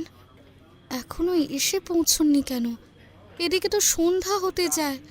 যে কোনো সময় সম্রাট মেয়েদের পাঠিয়ে দেবে। আমি তখন কি করব বলুন তো? কিছু করবেন না, যেভাবে সম্রাট বলবে সেভাবেই করবেন। মানে? বিদ্যুৎ যে এমন কিছু বলবে সেটা স্রোতস্বিনী আশাই করতে পারেন।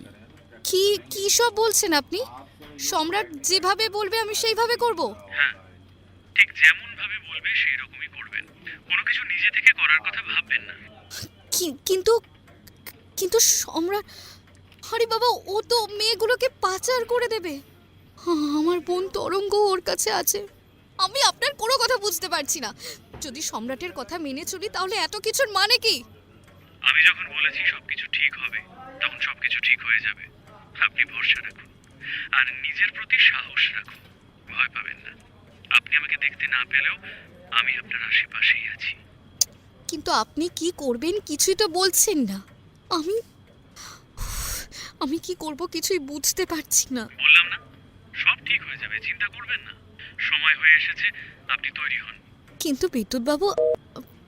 স্রোতস্বিনীকে আর কিছু বলার সুযোগ না দিয়ে বিদ্যুৎ ফোনটা কেটে দেয়। কিছু বুঝতে না পেরে স্রোতস্বিনীর চিন্তা হতে থাকে। তবে বিদ্যুৎ যখন বলেছে তখনও কিছু না কিছু একটা করবেই, কিন্তু সেটা যে কি হবে তাই জানে না। দরজায় হঠাৎ কড়া নাড়লে স্রোতস্বিনী দরজার দিকে তাকায়। 3 জন মেয়ে এবং সঙ্গে আর একটা মহিলা ঢোকে ওর কেবিনে। স্রোতস্বিনীর আর বুঝতে বাকি থাকে না যে এরা ঠিক কারা এবং কেন এসেছে। এদের দেখে ওর অস্থিরতার পরিমাণ আরও বেড়ে যেতে থাকে।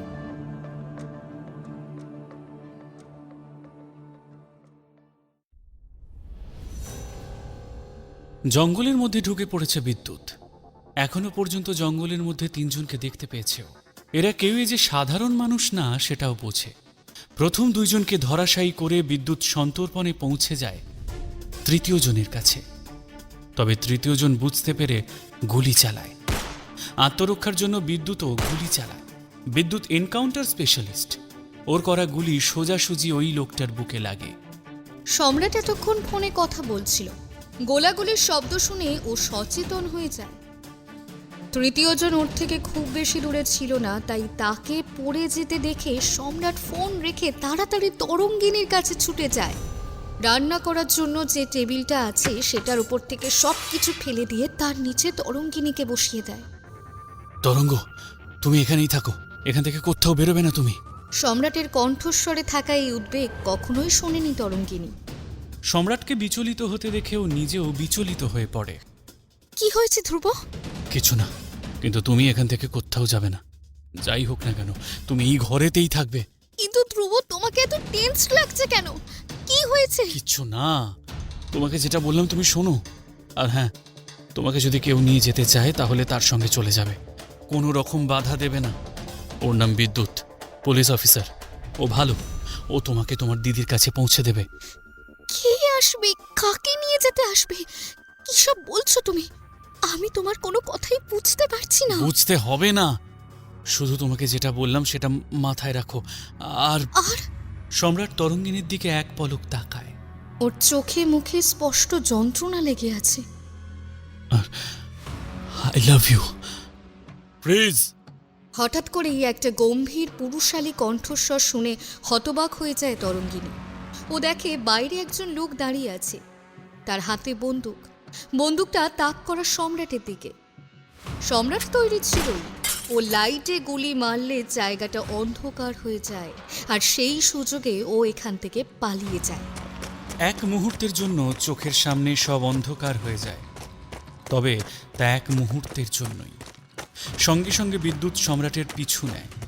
তবে এই জায়গাটা ওর যতটা না পরিচিত তার থেকেও সম্রাটের অনেক বেশি পরিচিত হওয়ায় অন্ধকারের মধ্যে বাড়তি সুযোগ সম্রাট পায়। তাছাড়া তরঙ্গিনী এখানে একা আছে। যদি ওর কোনো ক্ষতি হয়ে যায়, তাই বিদ্যুৎ খুব বেশি দূর পর্যন্ত সম্রাটকে আর ধাওয়া করতে পারে না। ওকে ফিরে আসতেই হয়। তরঙ্গিনী, তরঙ্গিনী তুমি ঠিক আছো? তরঙ্গিনী কি বলবে আর ভেবে পায় না। ওর চোখের সামনে সব কিছু স্তব্ধ হয়ে গিয়েছে। কানের মধ্যে বারবার বাজছে গুলির শব্দ আর সম্রাটের বলা শেষ কথাগুলো। ওকে সম্রাট ভালোবাসে, এটা যে শুধু কথার কথা নয় তা ও নিজের হৃদয় দিয়েও অনুভব করতে পারে। কিন্তু সম্রাটের কি হলো? ওর গায়ে গুলি লাগেনি তো? যদি সম্রাটের কিছু হয়ে যায় তাহলে ও বাঁচবে কেমন করে? তরঙ্গিনী, ঠিক আছো তুমি? আমি বিদ্যুৎ আইচ, আমি একজন পুলিশ অফিসার। আমি তোমাকে এখান থেকে নিয়ে যেতে এসেছি। তোমার দিদিও আমাকে চেনে। তোমাকে আর এখানে থাকতে হবে না। আজ থেকে তুমি মুক্ত। চলো। যেভাবে বিদ্যুৎ ওকে ধরে ধরে সামনের দিকে নিয়ে যাচ্ছে, তরঙ্গিনীও সেইভাবেই যাচ্ছে। ও আর আলাদা করে কিছু বুঝতেই পারছে না। চোখের সামনেটা সবকিছু ক্রমশ ধোঁয়া হয়ে যাচ্ছে ওর। বিদ্যুৎ সঙ্গে করে 4 চাকা এনেছিল। সেই গাড়িটা জঙ্গলের কাছে এনে আহত দুজনকে গাড়ির পিছনে বসিয়ে তরঙ্গিনীকে সামনের সিটে বসায়। তরঙ্গিনী কিছু বলতে পারছে না, এমনকি অনুভব পর্যন্ত করতে পারছে না। ও নিষ্পলকে বাইরের দিকে তাকিয়ে রয়েছে। তরঙ্গিনীকে উদ্ধার করে বিদ্যুৎ আয়নাকে ফোন করে। তোকে কিছু কথা বলতে হবে না, শোন আমার কথা। আমার কাজ কমপ্লিট হয়ে গেছে। তরঙ্গিনী আমার কাছেই আছে। তোকে এবার যেরকম বলেছি তুই সেরকম কর। বাড়তি কিছু করবি না। তুই পুরো মাথা থেকে পা পর্যন্ত কালো পোশাক পরে আছিস তো? আর হ্যাঁ, মাস্ক কিন্তু মাস্ট। মনে করে পরে নিবি ওটা, যেন কোনো অবস্থাতেই তোর মুখ দেখা না যায়। আমি পার্সোনালি যদিও স্রোতস্বিনীর গাড়ি চেক করে নিয়েছি, তবুও ওদের কাছে হিডেন ক্যামেরা থাকতে পারে। আমি কিন্তু কোনো রকম রিস্ক চাই না, ঠিক আছে? গুড। আর স্রোতস্বিনী গাড়ি থামানোর সঙ্গে সঙ্গে তুই বাইরে বেরিয়ে আসবি। আমি ওর সঙ্গে কথা বলে নিচ্ছি। আয়নার সঙ্গে কথা বলার পর স্রোতস্বিনীকে ফোন করে বিদ্যুৎ।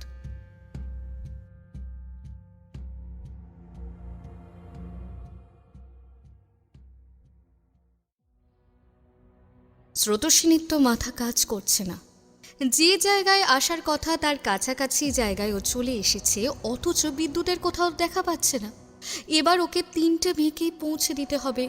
ও জানে না এরপর কি হবে। তবে কি ও শেষ পর্যন্ত একজন নারী পাচারকারীতে পরিণত হবে? তাহলে ও নিজের কাছে মুখ দেখাবে কেমন করে?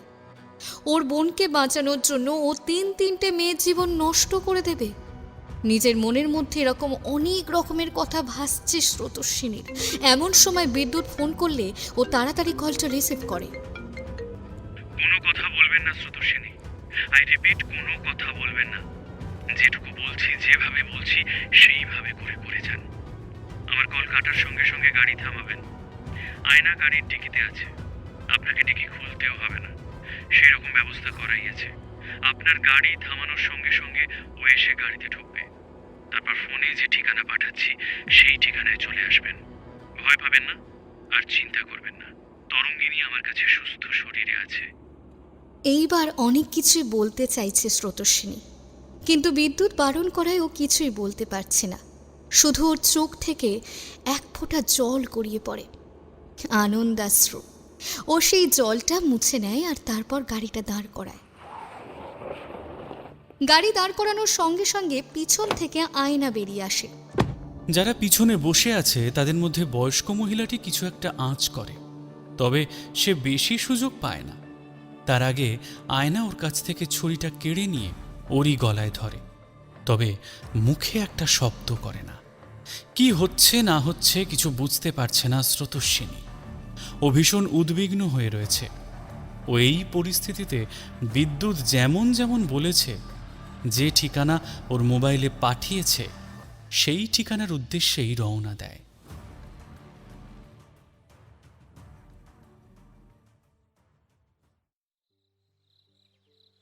বিদ্যুতের বলা নির্দিষ্ট ঠিকানায় পৌঁছে স্রোতস্বিনী দেখে বিদ্যুতের গাড়ি দাঁড়িয়ে আছে।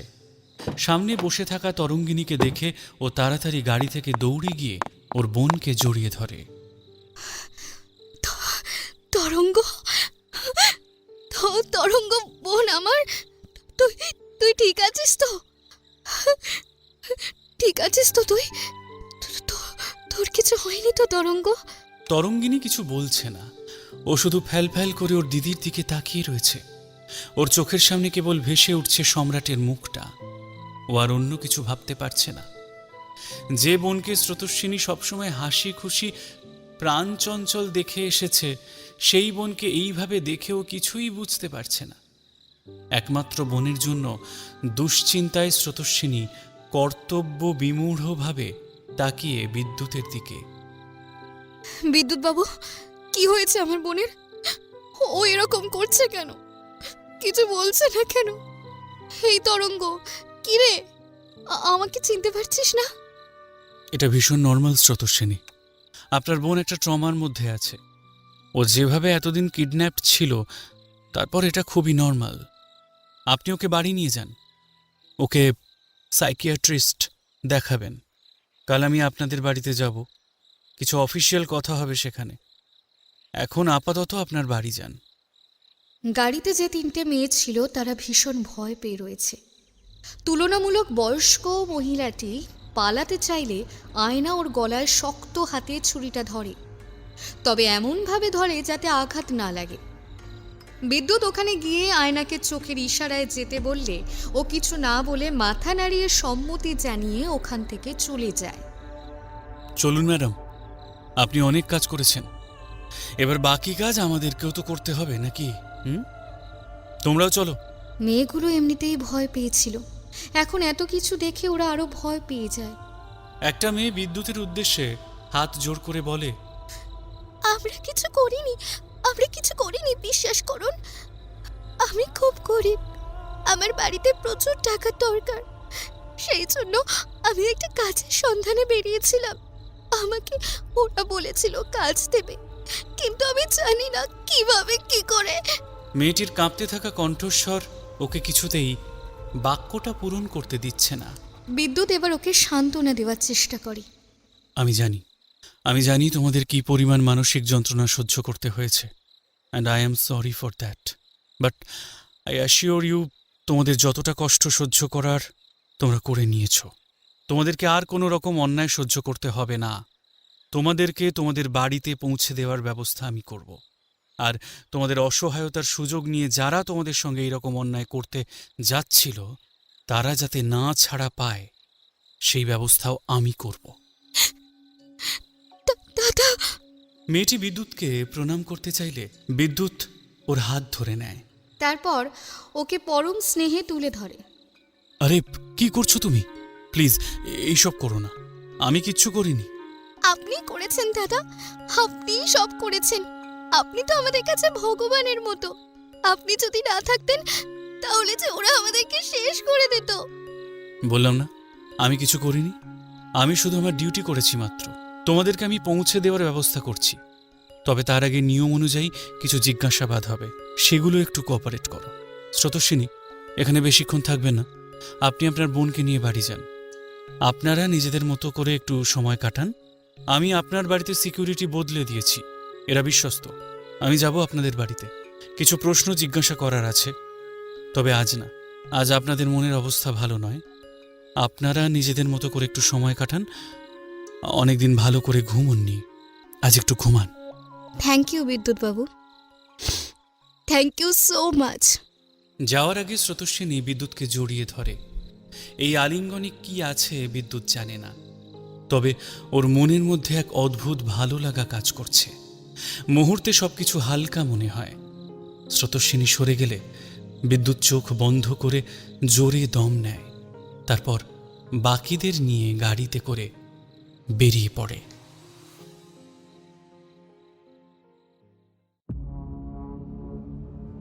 বিদ্যুৎ একজন আইবি অফিসার। সূক্ষ্ম তদন্ত থেকে শুরু করে রুদ্ধশ্বাস কোনো মিশন প্রয়োজনে ও একাই সামলাতে পারে, কিন্তু অপরাধীকে ধরার পর ওকে পুলিশের সাহায্য নিতেই হবে। শরণের ওপর ওর একটু সন্দেহ আছে, তবে পুরোপুরি নিশ্চিত নয়। তাছাড়া যে মহিলাটিকে হাতে নাতে ধরল তাকেও পুলিশের হাতে ওকে তুলে দিতে হবে, এমনকি মেয়েগুলোকেও। ওদের কাছে সমস্ত তথ্য জেনে বিদ্যুৎ নিজে দাঁড়িয়ে থেকে ওদের বাড়িতে পৌঁছে দেওয়ার ব্যবস্থা করে দেয় এবং নিজে দাঁড়িয়ে থেকে এফআইআর লেখায়। এই কেসটা নন বেলেবল হওয়ায় এই মহিলাটা কোনো মতেই ছাড়া পাবে না। সেই দুজন যাদেরকে সম্রাটের ডেরার কাছ থেকে উদ্ধার করেছে, তারা দুজনই ঘোরতর আহত হওয়ায় ওদের হাসপাতালে ভর্তি করতে হয়েছে। কিন্তু গতবার হাসপাতালে ভর্তি করার পরেও সেই মেয়েটার কী অবস্থা হয়েছিল তা বিদ্যুৎ প্রত্যক্ষ দেখেছে। তাই ও আর কোনো রকম ঝুঁকি না নিয়ে হাসপাতালে ওদের বেডের পাশেই থাকার ব্যবস্থা করে। ও চেয়েছিল এখনই ওদের সঙ্গে কথা বলতে, তবে ওদের শরীরে গুলি লেগেছে। গুলিগুলো যতক্ষণ না বের হবে ততক্ষণ ওরা কথা বলার অবস্থায় থাকবে না। বিদ্যুৎ ওর ফোনটা বের করে একটা নাম্বার ডায়াল করে। ওপার থেকে একটা স্থির গম্ভীর কণ্ঠস্বর শোনা যায়। हेलो। सर मैं विद्युत बोल रहा हूँ। अरे हाँ मेरा शेर, बोलो बोलो, कैसे हो तुम? बहुत मिस कर रहा हूँ तुझे। मैं भी सर। सर मुझे एक चीज़ बताना था, इसीलिए आपका हेल्प चाहिए। अरे हाँ हाँ, बोल बोल।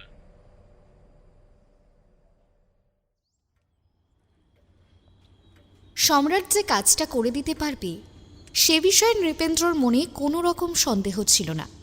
তাই যখন সম্রাটকে ফিরে আসতে দেখে তখনও ভীষণ খুশি হয়ে যায়। এই তো আমার সিংহ ফিরে এসেছে। কিরে, কাজটা হয়ে গেছে তো? অবশ্যই হয়ে গেছে। এটা নিয়ে কোনো রকম সন্দেহ থাকতে পারে? সম্রাট যাবে অথচ কাজ কমপ্লিট হবে না, আদৌ সম্ভব? সম্রাট ওর মুখ থেকে প্রস্থেটিক মেকআপটা খুলতে শুরু করে, দাড়ি গোঁফ খুলে নিজের স্বাভাবিক রূপে ফিরে আসে। সম্রাট, তুই তোর যোগ্যতা আবার প্রমাণ করেছিস। তুই এবার যাবি নেপালে। ওই কাজগুলো আটকে আছে, তুই না হলে ঠিক হবে না। প্রবালের একটা ব্যবস্থা করতেই হবে। এইভাবে চলতে থাকলে এরা আমার কাজ ডুবিয়ে দেবে। সম্রাট কিছু না বলে নিজের মতোই বেরিয়ে যাচ্ছিল। এমন সময় হন্তদন্ত হয়ে ঘরে ঢোকে বৃন্দা। গুরুজি, গুরুজি হসপিটাল থেকে ফোন এসেছে। ওই দুজন এখন সুস্থ আছে, ওদের কিচ্ছু হয়নি। এতক্ষণ সম্রাট কোনো রকম প্রতিক্রিয়া করছিল না। তবে এই কথাটা শুনে ও এবার দাঁড়িয়ে পড়ে। কি কি বললে তুমি? বললাম ওদের দুজনের কিচ্ছু হয়নি, ওরা দুজনেই সুস্থ আছে। বৃন্দা, বৃন্দা মাথা গরম করাবে না। এমনিতেই আমার মাথা ঠিক নেই, এর উপরে মাথা গরম করালে সেটা তোমার জন্য কিন্তু ঠিক হবে না। আমার ওপর চোখ রাঙানোর সাহস করিস না সম্রাট।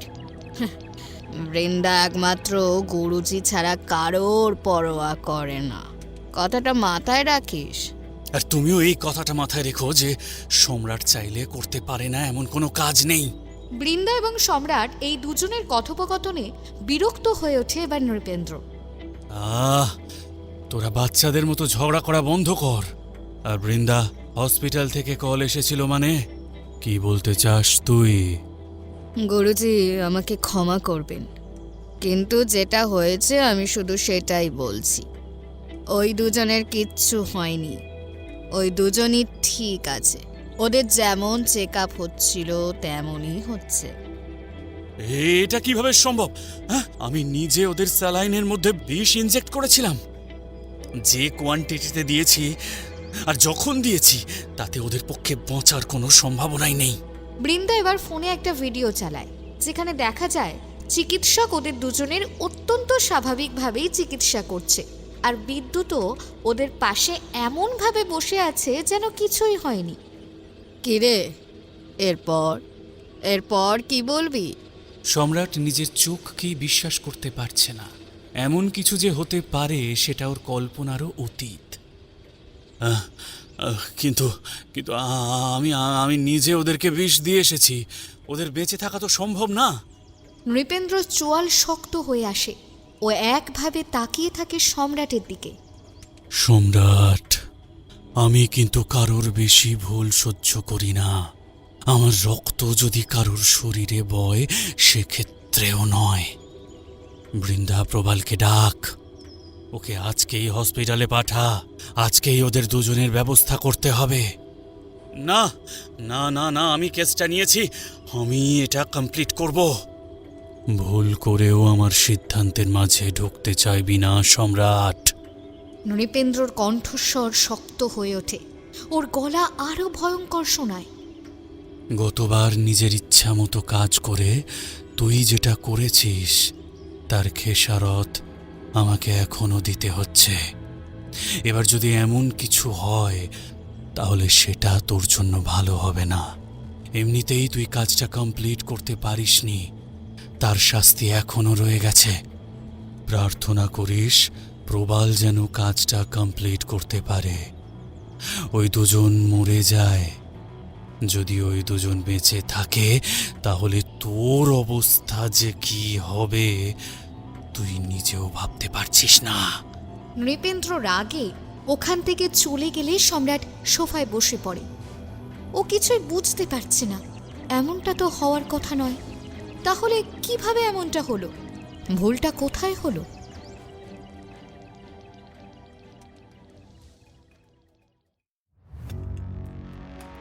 বিদ্যুৎ পাশের ঘরে আছে। এই ঘরেও সিসি ক্যামেরা লাগিয়ে রেখে দিয়েছে। আজ রাতে যে এখানে কিছু একটা হবে সেটা অনুমান করতে পারে। ও জানে নৃপেন্দ্রর কানে এখানের সব কথা পৌঁছে গিয়েছে। সেই মতো এই ঘরের সমস্ত কিছুর ব্যবস্থা করে পাশের ঘরের শিকারীর মতো ও অপেক্ষা করতে থাকে। প্রবাল এই দুজনকে মারার জন্য একজন ওয়ার্ড বয়ের ছদ্মবেশে এসেছে। ও ভেবেছিল বিদ্যুৎ এখানে অনেক বেশি পাহারা দেবে, কিন্তু পাহারায় কেউ নেই দেখে প্রথমটা অবাক হলেও পরে কাজটা তাড়াতাড়ি হবে ভেবে ও বেশ খুশি মনে ঘরে ঢুকে যায়। অথচ পাশের ঘর থেকে বিদ্যুৎ সবটাই দেখতে পাচ্ছে। প্রবাল চারদিকে সন্তর্পণে দেখে ওই দুজনের কাছে এগিয়ে যায়। তারপর একে একে ইনজেকশন পুশ করে। আর ঠিক এইবার বিদ্যুৎ ঘরে ঢোকে। মরা মানুষদের কতবার মারবেন? ওরা অলরেডি মারা গিয়েছে, আর নতুন করে মরবে না। প্রবাল ভেবেছিল ঘরে কেউ নেই। হঠাৎ করেই বিদ্যুতের কণ্ঠস্বর শুনে ও চমকে পিছন ফিরে তাকিয়ে দেখে ওর সামনে বিদ্যুৎ দাঁড়িয়ে আছে। কে কে কে কে তুমি? তুমি এখানে কি করছো? এখানে আমার ডিউটি পড়েছে, আমি এখানে ডিউটি করতে এসেছি। তোমার ডিউটি হয়ে গেছে, এবার আমার ডিউটির পালা। প্রবাল অপরাধ জগতের সঙ্গে অনেক বছর জড়িত। বিদ্যুৎকে আগে না দেখলেও ও বুঝতে পারে যে বিদ্যুৎ কোনো সাধারণ মানুষ নয়। প্রবাল ওখান থেকে পালিয়ে যাওয়ার জন্য দৌড়তে চায়, কিন্তু তার আগেই বিদ্যুৎ দরজাটা বন্ধ করে দেয়। না বাবু, এত সহজে তো পালাতে পারবে না। এত সহজে যদি পালাতে পারো তাহলে এত অ্যারেঞ্জমেন্ট করলাম কিসের জন্য বলো? সবটাই তো তোমার জন্য করা। প্রবাল বন্দুকটা বের করে বিদ্যুৎকে মারতেই যাবে, কিন্তু তার আগেই বিদ্যুৎ এক পা পিছিয়ে গিয়ে এগিয়ে এসে অত্যন্ত দক্ষভাবে ওর হাত থেকে বন্দুকটা কেড়ে নেয়। এই স্কিলে তুমি আমাকে মারবে? ইস, বড্ড কাঁচা খেলোয়াড় তুমি। হ্যাঁ, সম্রাটকে যতদূর দেখেছি ওর মধ্যে সেই পোটেনশিয়াল আছে, কিন্তু খোকা তুমি যে পারবে না। তোমার গুরুজি তোমাকে পাঠিয়ে বড্ড ভুল করেছেন। ওনার উচিত ছিল সম্রাটকে বা ওর মতো কাউকে পাঠানোর। কে কে কে কে কে গুরুজি? আমি আমি কোনো গুরুজি টুরুজিকে চিনি না। সে কতদূর চেনো কি চেনো তার পরিচয় তো পাবই। অনেক লুকোচুরি খেলা হয়েছে, এবার সামনাসামনি খেলার পালা। চলো যাওয়া যাক। কোথায় নিয়ে যাবে তুমি আমাকে? কোথায় নিয়ে যাবে? তুমি আমাকে এইভাবে নিয়ে যেতে পারো না। আমি আমি কি করেছি? তোমার কাছে ওয়ারেন্ট কোথায়? বিদ্যুৎ প্রবালের হাতটা এত জোরে চেপে ধরে যে যন্ত্রণায় প্রবালের মুখটা কুঁচকে ওঠে। আইন নিয়ে খেলার খুব শখ না? এবার তোকে দেখাবো আইনের লোকেরা যদি আইন নিয়ে খেলতে চায় তাহলে কি হতে পারে। প্রবালকে আর কিছু বলার সুযোগ না দিয়ে বিদ্যুৎ ওকে নিয়ে ওখান থেকে চলে যায়।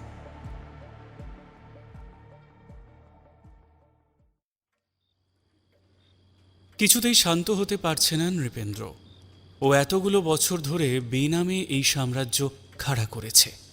অন্ধকার জগতের বেতাজ বাদশাহ ওর আঙুলের নির্দেশে অন্ধকার জগতে ওর বিশাল সাম্রাজ্য পরিচালিত হয়। তাকেই কিনা একটা সামান্য আইবির অফিসার এইভাবে ঘোল খাওয়াচ্ছে। প্রবাল ওই দুজনকে মেরে আসুক, তারপর বিদ্যুতের কি করা যায় ও দেখবে। নিজের ঘরে বসে আছে নৃপেন্দ্র। বৃন্দা ওর কাছে গিয়ে ওর পায়ের কাছে বসে। কিছু যে একটা খারাপ হয়েছে সেটা নৃপেন্দ্র বেশ বুঝতে পারে। কি হয়েছে বৃন্দা? তোকে এইরকম দেখাচ্ছে কেন? আশ্রম নিয়ে কি কোনো সমস্যা হয়েছে? না গুরুজি, আশ্রম নিয়ে কোনো সমস্যা নেই। আশ্রমের সব কিছু ঠিকই আছে। তাহলে সমস্যাটা কি? গুরুজি, প্রবাল ধরা পড়েছে। ধরা পড়েছে মানে? এমন যে কিছু একটা হবে সেটা নৃপেন্দ্র আশা করেনি। প্রবাল ওর অন্যতম শক্তিশালী অস্ত্র, সে কিনা এত সহজে ধরা পড়ে গেছে। কিভাবে ধরা পড়েছে, কার কাছে ধরা পড়েছে? কিন্তু ও তো যথেষ্ট প্রিপারেশন নিয়ে গিয়েছিল। ওদের দুজনকে মারতে পেরেছে তো? ওরা দুজন আগে থেকেই মরেছিল গুরুজি। বিদ্যুৎ আমাদের জন্য ফাঁদ পেতেছিল, আর যাতে আমরা পা দিয়ে ফেলেছি। সম্রাট ওই দুজনকে মেরে এসেছিল, কিন্তু আমরা যাতে বুঝতে না পারি তাই বিদ্যুৎ এমনভাবে চালটা চেলেছে যাতে মনে হয় ওরা দুজন বেঁচে আছে। আর ও চালটাই সফল হলো গুরুজি। প্রবাল কোথায়? ওকে ছাড়িয়ে আনতে হবে। ও বিদ্যুতের হাতে পড়েছে। কিছুতেই ওকে ওখানে থাকতে দিলে হবে না। দরকার হয় ওকে মেরে ফেল, কিন্তু ওকে বিদ্যুতের থেকে সরা। ওটাই তো সমস্যা গুরুজি। ওই বিদ্যুৎটা যে কোথায় গিয়েছে সেই খবরই তো আমরা পাচ্ছি না। আমাদের পুলিশ স্টেশনের সব সোর্সকে কাজে লাগিয়েছি, কিন্তু কেউ কিচ্ছু বলতে পারছে না। বিদ্যুৎ ওকে থানায় নিয়ে যায়নি গুরুজি। তাহলে কোথায় নিয়ে গেছে? বৃন্দা, খোঁজ লাগা, খোঁজ লাগা। আমার মনটা ঠিক বলছে না। নিশ্চয়ই কিছু একটা গন্ডগোল হচ্ছে, তুই খোঁজ লাগা। আপনি চিন্তা করবেন না গুরুজি, যতদিন এই বৃন্দা আছে ততদিন আপনার গায়ে একটা আঁচড় পর্যন্ত লাগতে দেব না। আমি যাচ্ছি। বৃন্দা নৃপেন্দ্রকে প্রণাম করে এখান থেকে উঠে গেলে নৃপেন্দ্র পায়চারি করতে থাকে। রেগে ওর মাথা দপদপ করছে। এইভাবে যে ঘটনাটা বদলে যাবে, মানে এইভাবে বিদ্যুৎ ওদের সঙ্গে খেলবে, সেটা তো ও ভাবতেই পারেনি। আমারই ভুল, আমারই ভুল। আমারই সব দিক ভাবা উচিত ছিল। এইভাবে হঠকারী সিদ্ধান্ত নেওয়া একদম ঠিক হয়নি। সম্রাট বারবার বলেছে ও যেভাবে এক্সিকিউট করেছে তাতে ওরা বাঁচতে পারে না। কিন্তু আমি ওকে বিশ্বাস করলাম না। আমি নিজে থেকেই ভুল সিদ্ধান্ত নিলাম। কি করে আমি এত বড় একটা ভুল করতে পারি? কি করে পারলাম? প্রবালকে যে কোনোভাবেই হোক আমায় খুঁজে বের করতেই হবে। ওকে কিছুতেই বিদ্যুতের কাছে আমি থাকতে দিলে চলবে না।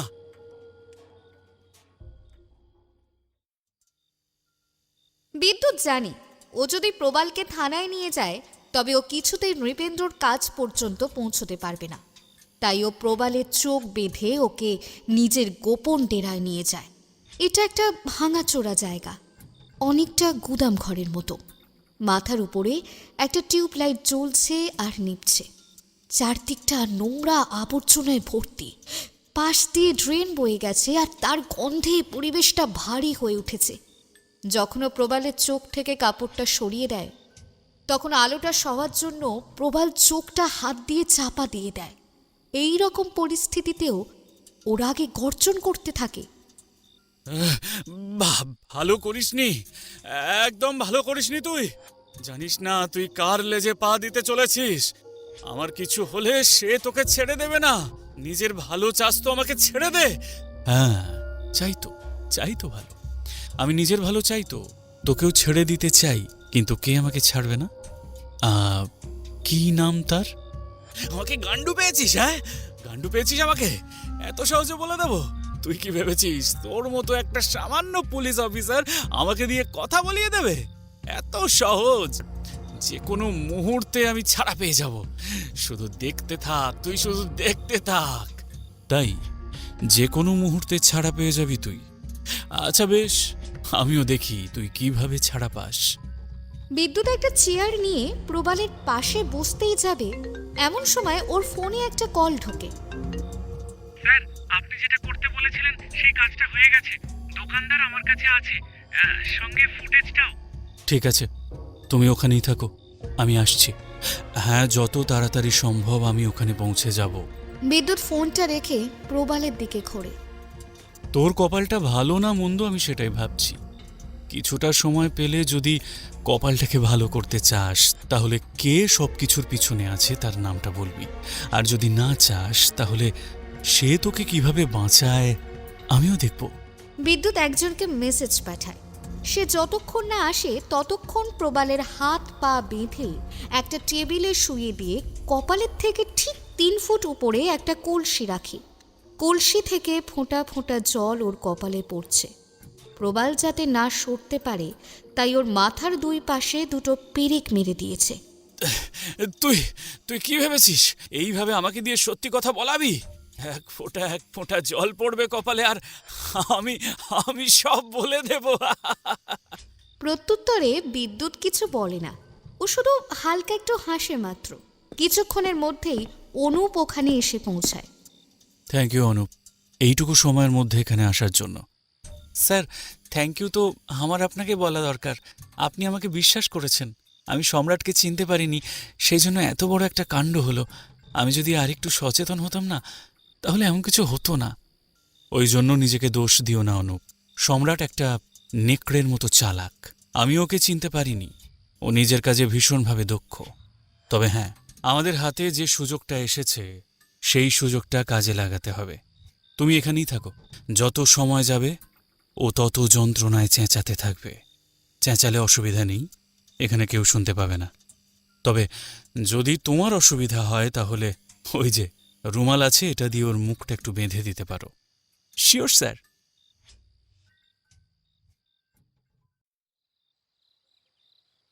একজন বছর 60-এর মোটা মতো ব্যক্তিকে নিয়ে বছর 40-এর এক রোগা মতো ব্যক্তি বিদ্যুতের জন্য অপেক্ষা করছে। মোটা লোকটার মুখটা যেখানে কাঁচুমাচু হয়ে আছে, সেখানে রোগা লোকটার মুখে রয়েছে স্পষ্ট আত্মপ্রত্যয়। বিদ্যুতের আসার সঙ্গে সঙ্গেই লোকটার মুখ আরও উজ্জ্বল হয়ে ওঠে। আরে বিদ্যুৎ ভাই, নাও নাও, তোমার শিকার তোমার সামনে হাজির। ব্যাটা অনেক ট্যাপও করছিল, ঠিকঠাক ওষুধ পড়তেই একদম ঠান্ডা হয়ে গেছে। নাও, তোমার হাতে হ্যান্ড ওভার করে দিলাম, এবার তুমি বুঝে নাও। থ্যাংক ইউ রহমান ভাই, তোমার টাকা তোমার অ্যাকাউন্টে ঢুকে গেছে, চেক করে নাও।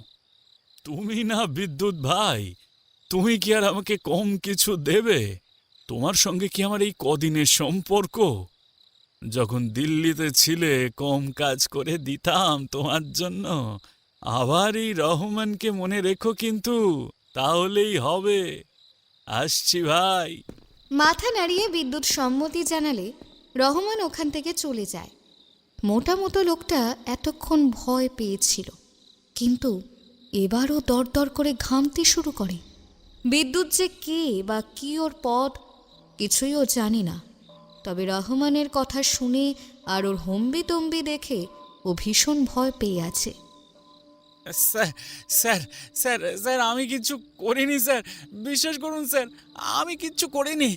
আমি একটা সামান্য সোনার দোকান চালাই, আমি কিছু জানি না। বিশ্বাস করুন, আমি কিচ্ছু জানি না। চুপ, যেটা বলবো সেটার উত্তর দিন। বিদ্যুৎ ওর পকেট থেকে মোবাইল বের করে গ্যালারিতে থাকা নূপুরের ছবি দেখায়। এই মেয়েটা আপনার সোনার দোকানে গিয়েছিল সোনা বেচতে?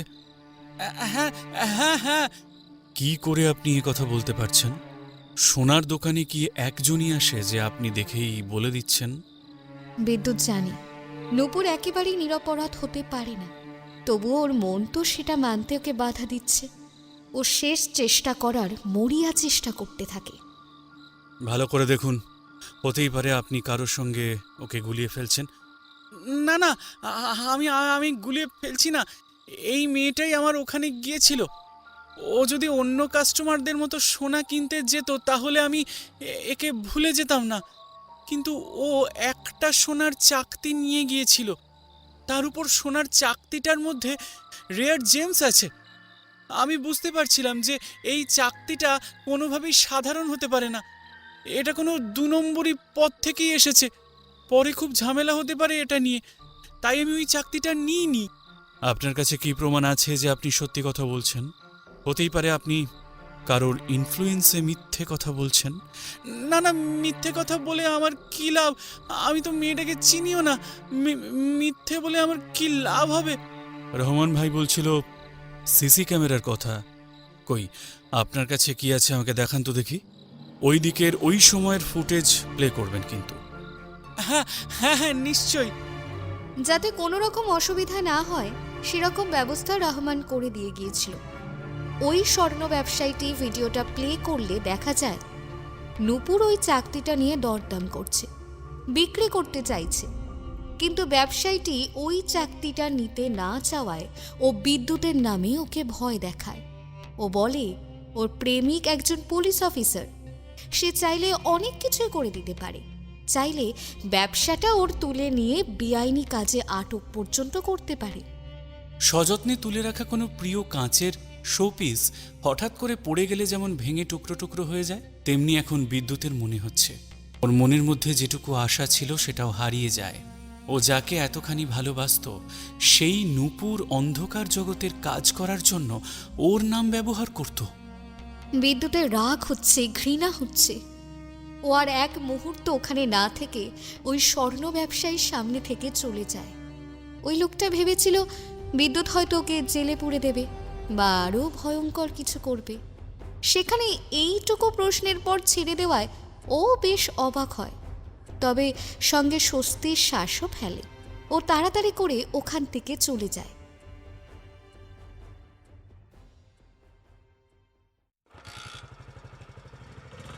ভোর হয়ে গেছে। বিদ্যুৎ ওর বাইক নিয়ে বেরিয়ে যায়। ওর আশেপাশে কি আছে না আছে তাতেও খেয়াল করছে না। ওর চারপাশটা ধোঁয়া হয়ে গেছে। বিদ্যুৎ যখন এখান দিয়ে যাচ্ছিল তখন স্রোতস্বিনী ওকে দেখতে পায়। ও বিদ্যুৎকে ডাকে, তবে বিদ্যুতের এখন এমন মানসিক অবস্থা যে স্রোতস্বিনীর কথাও শুনতেও পায় না। তবে কিছু একটা সমস্যা হয়েছে সেটাও বুঝতে পারে এবং বিদ্যুৎকে অনুসরণ করতে থাকে। বিদ্যুৎ পৌঁছে যায় সেই জায়গায় যেখানে নূপুরের শেষকৃত্য সম্পন্ন হয়েছে। ও ওখানে গিয়ে অনেকক্ষণ একভাবে বসে থাকে। বিদ্যুতের চোখের পলক পর্যন্ত পড়ছে না। একই জায়গাটা শান্ত, আর তার উপর ভোরবেলায় আশেপাশে কেউ কোথাও নেই। গঙ্গা শান্তভাবে বয়ে যাচ্ছে। বড় বড় গাছগুলো দাঁড়িয়ে আছে চারপাশে। তার মধ্যেই স্রোতস্বিনী বিদ্যুতের থেকে বেশ অনেকখানি দূরত্ব বজায় রেখে দাঁড়িয়ে আছে। এখানে বিদ্যুৎ যে একটু একা সময় কাটাতে চায় তাও বোঝে, কিন্তু কেন জানে না ও কিছুতেই আর বিদ্যুৎকে একা ছেড়ে যেতে পারে না। বিদ্যুৎ নিষ্পলকে বসেছিল। হঠাৎই ও গাছের কাছে দ্রুত বেগে এগিয়ে যায়। তারপর গাছের কুঁড়িতে জোরে জোরে ঘুষি মারতে থাকে। এটা কেন করলে নূপুর? আমার সঙ্গে এটা কেন করলে? কেন কেন কেন? আমি তো তোমাকে ভালোবেসেছিলাম, ভালোবাসাকে ভালোবেসেছিলাম। তাহলে আমার ভালোবাসা, আমার বিশ্বাসকে কেন এইভাবে শেষ করে দিলে? তুমি শুধু নিজের নাম ব্যবহার করলে না, তুমি স্বার্থের জন্য আমার নামও ব্যবহার করলে। আমাকে ভালোবাসা তোমার অভিনয় ছিল, যাতে তুমি কিছু এক্সট্রা বেনিফিট পাও, তাই আমার সঙ্গে ভালোবাসার অভিনয় করেছিলে। এতক্ষণ সবটা দূর থেকে দাঁড়িয়ে দেখছিল স্রোতস্বিনী। স্রোতস্বিনীর পক্ষে আর দূরে থাকা সম্ভব হয় না। ও দৌড়ে এসে বিদ্যুৎকে ধরে নেয়। বিদ্যুতের হাত ফেটে রক্ত বের হচ্ছে, সেদিকে ওর খেয়াল নেই। ও একইভাবে ঘুষি মারতে থাকে। স্রোতস্বিনী ওকে আটকাতে চাইলে বিদ্যুৎ ওকে সরিয়ে দেয়। স্রোতস্বিনীর গায়ের জোর বিদ্যুতের তুলনায় কিছুই নয়। ওর পক্ষে বিদ্যুৎকে ধরে রাখা ভীষণ কষ্টকর হয়ে যাচ্ছে, তবুও ও প্রাণপণে বিদ্যুৎকে ধরে রেখেছে। কিচ্ছু হয়নি বিদ্যুৎ, কিচ্ছু হয়নি, সব ঠিক হয়ে যাবে। আমি বলছি তো, সবটা ঠিক হয়ে যাবে, এরকম করো না। বিদ্যুৎ আর নিজেকে সরায় না, এবারও স্রোতস্বিনীকে আঁকড়ে ধরে। কিচ্ছু হয়নি, কিচ্ছু না, কিচ্ছু হয়নি। আমি আমি অন্ধ, আমি অন্ধ বলে সব কিছু সামনে থেকেও দেখতে পাইনি। আমাকে, আমার ভালোবাসাকে ও ব্যবহার করলো, আর আমি অন্ধ বলে কিছু বুঝতে পারিনি। আমি বারবার ভেবে গেছি ও আমাকে খুব ভালোবাসে, আমাদের ভালোবাসাকে সম্মান করে। আরও বিদ্যুৎ কিছুতেই বাক্যটা পূরণ করতে পারছে না। স্রোতস্বিনী বিদ্যুতের মুখটা দু হাত দিয়ে ধরে ও চোখের গভীরে তাকিয়ে রয়েছে। আর ও আমার সঙ্গে এটা করলো। ভালোবাসা এমনই হয় বিদ্যুৎ, ভালোবাসলে আমরা সেই মানুষটার খারাপ দেখতেই পাই না, আমরা যে শুধু তার ভালোটুকুই দেখতে চাই। আর তুমি তো ওর থেকে অনেক দূরে ছিলে, আমি যে ওর কাছে থেকেও বুঝতে পারিনি গো। নিজেকে দোষ দিও না প্লিজ, দোষ দিও না নিজেকে বিদ্যুৎ। বিদ্যুৎ স্রোতস্বিনীর কাছে নিজেকে ছেড়ে দিয়েছে। ও আর নিজেকে ছাড়ানোর চেষ্টা করে না, শুধু ওর চোখ থেকে অবিরাম জল পড়তে থাকে। আমার কাজ মানুষ চেনা, সেই আমি, হ্যাঁ সেই আমি কিনা এতদিন কিছুই বুঝতে পারলাম না। ও আমার ভালোবাসা নিয়ে খেললো, আমার অনুভূতি নিয়ে খেললো, আর আর আমি নিজেকে দোষ দিও না বিদ্যুৎ। বললাম না, ভালোবাসার কাছে আমরা সকলেই বড্ড অসহায় গো। কিন্তু তুমি তো ভালোবেসেছ, আমি ভালোবেসেছি। এই ভালোবাসাটা তো মিথ্যে নয়, বলো? হ্যাঁ, হতে পারে ওরা আমাদের ব্যবহার করেছে, কিন্তু আমাদের ভালোবাসাটা মিথ্যে নয়। ওরা ওদের স্বভাব অনুযায়ী কাজ করেছে, আমরা আমাদের। কি আর করা যাবে বলো? ওদের না হয় ক্ষমা করে দিও। যারা চলে গিয়েছে, যারা বেঁচে নেই, তাদের উপর রাগ অভিমান করে আর কি হবে? ক্ষমা করে দাও। এই অন্ধকারের জন্য ওরা এসব করেছিল। ভেজা চোখে স্রোতস্বিনীর দিকে তাকিয়ে রয়েছে বিদ্যুৎ। আস্তে আস্তে ওর চোয়াল শক্ত হয়ে ওঠে। এই অন্ধকারের জন্য ওরা বেছে নিয়েছিল লোভ। এবার এই অন্ধকারটাকে আমি শেষ করে দেব, শেষ করবই। বিদ্যুৎ উঠে দাঁড়ায়। আপনি বাড়ি যান। আর তুমি? আমার কিছু কাজ আছে, কাজগুলো করতে হবে। কিন্তু বিদ্যুৎ, আজকে কাজের সময় কাজ করতেই হবে, সেখানে অনুভূতির কোনো জায়গা নেই। আপনি সাইকিয়াট্রিস্ট দেখাতে ভুলবেন না। আমি যাই, এবার অন্ধকার শেষ হওয়ার পালা ঘনিয়ে এসেছে। স্রোতস্বিনী এক জায়গায় বসে থাকে। বিদ্যুৎ উঠে অনেক দূরে চলে যায়। আবারও এগিয়ে এসে মেয়েটাকে জড়িয়ে ধরে। Thank you for being with me. জানি না আপনাকে কি বলা উচিত, but thank you for your existence. যে মুহূর্তে মনে হয়েছিল আমি অন্ধকারে হারিয়ে যাচ্ছি, সেই মুহূর্তে আপনি আমার পাশে এসে দাঁড়িয়েছেন।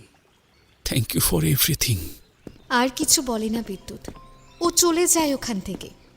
মেয়েটার বুকের মধ্যেটা ততক্ষণে খুব ভারী হয়ে গেছে, একটা চাপা কষ্টও হচ্ছে। এখন বিদ্যুতের আলিঙ্গনে সেই কষ্ট যেন ধীরে ধীরে মিলিয়ে যায়। বিদ্যুৎ এখান থেকে চলে গেলে স্রোতস্বিনী কিছুক্ষণ দাঁড়িয়ে থাকে, তারপর ও নিজেও ওখান থেকে বেরিয়ে যায়।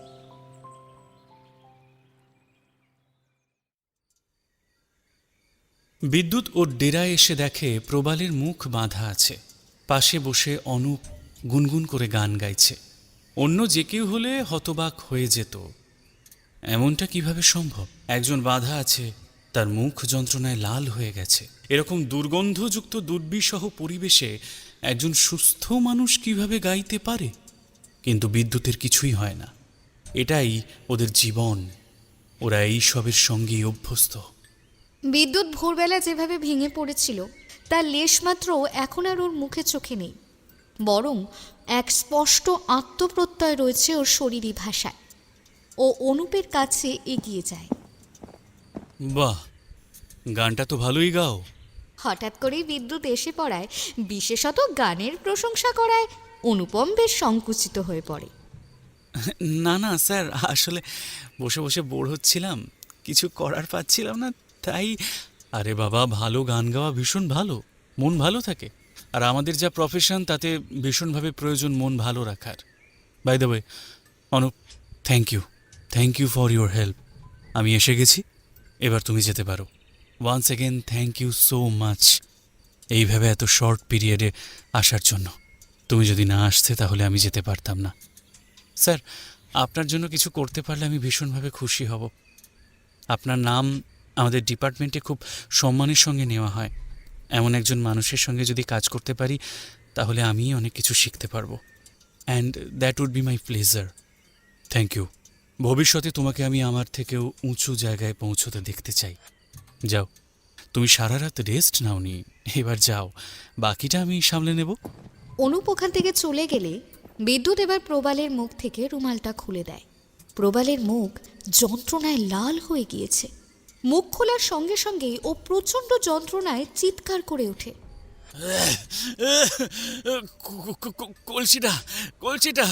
কলসিটা মাথার ওপর থেকে সরিয়ে দিন বলছি।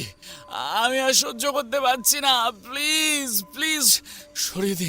সরিয়ে দিন প্লিজ। প্রবালকে কিছু না বলেই বিদ্যুৎ উপরে উঠে কলসিটাতে হাত ঠেকায়। তবে কলসিটা খোলে না। কি হলো, কি হলো? প্লিজ প্লিজ সরিয়ে দিন, সরিয়ে দিন প্লিজ, আমি আর সহ্য করতে পারছি না, যন্ত্রণায় আমার মাথা ফেটে যাচ্ছে, প্লিজ ওটা সরিয়ে দিন প্লিজ। অবশ্যই সরিয়ে দেব, তবে তার আগে কে সেই মাথা সেটা আমাকে বলতে হবে। তোমাদের মাথাকে আমাকে জানতেই হবে। ওই মাথার নাম বললে তোমার মাথাটাও বেঁচে যাবে। আমি আমি পারবো না, পারবো না, আমি প্লিজ বোঝার চেষ্টা করুন, আমি বলতে পারবো না। আমি নাম বললে ওরা আমাকে, আমার পরিবারকে মেরে ফেলবে, আমি বলতে পারবো না। ওকে বলো না, আমার কি, পরে বলবে না যে আমি আমি তোমাকে সাহায্য করতে চাইনি।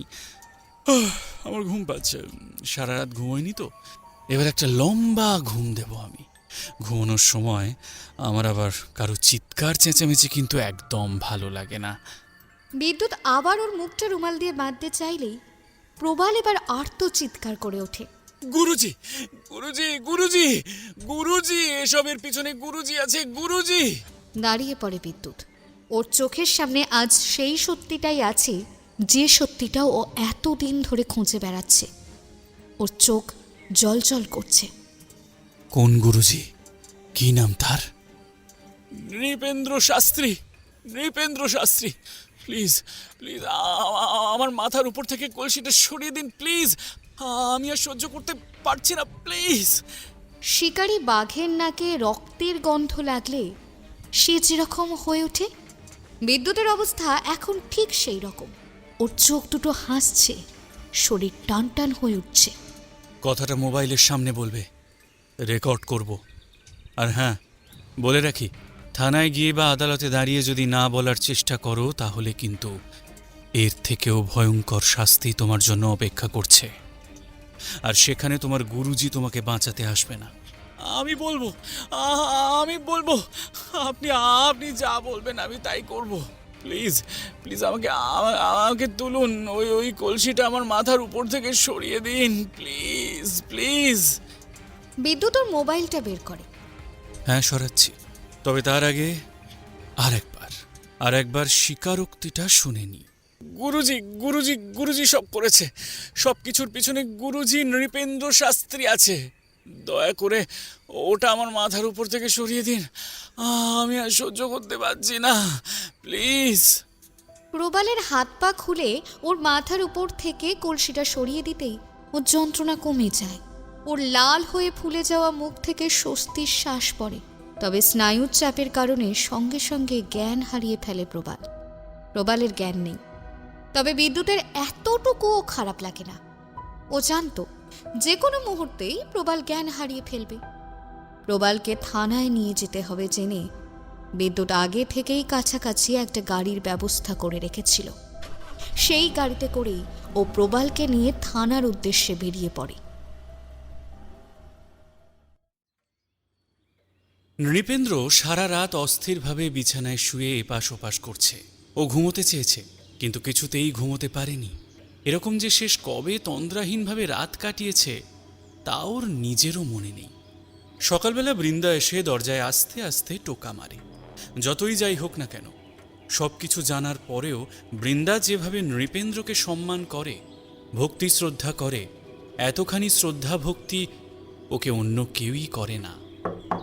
গুরুজি, আসবো? কে? বৃন্দা, আয়, আমি তোর জন্যই অপেক্ষা করে আছি। প্রবালের খোঁজ পেয়েছিস? কোথায় আছে ও? ওকে শেষ করে দিয়েছিস তো? না গুরুজি, ওকে এখনো শেষ করে দিতে পারিনি, তবে ওর খোঁজ পেয়েছি। তাহলে অপেক্ষা করছিস কেন?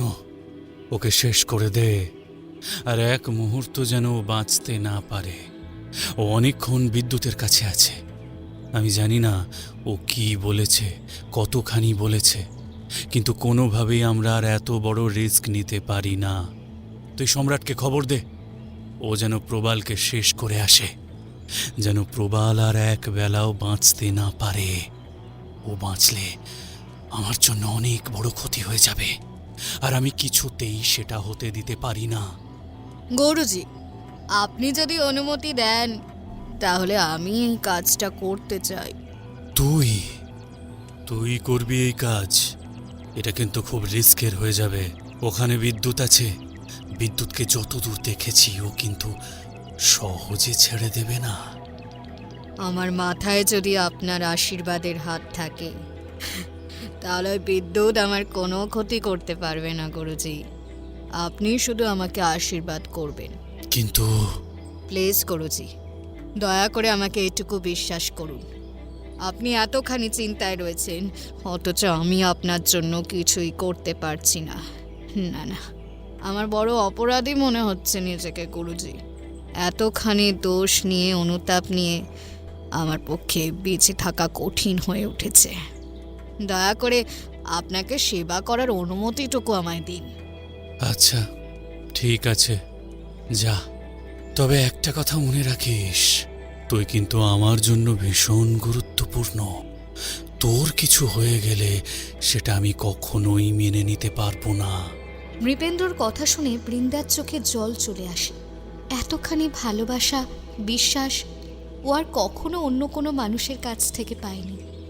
ও নৃপেন্দ্রর পায়ে মাথা ঠুকে কাপড় দিয়ে পাটা মুছিয়ে দেয়। বৃন্দাকে আশীর্বাদ করবেন গুরুজি। আপনার আশীর্বাদে বৃন্দার কিচ্ছু হবে না, আমি কথা দিচ্ছি। ওই প্রবালের কারণে আপনাকে আর কোনো রকম সমস্যার সম্মুখীন হতে হবে না, আমি আছি। আসি গুরুজি। নৃপেন্দ্র সম্মতি জানিয়ে মাথা নাড়লে বৃন্দা এখান থেকে চলে যায়।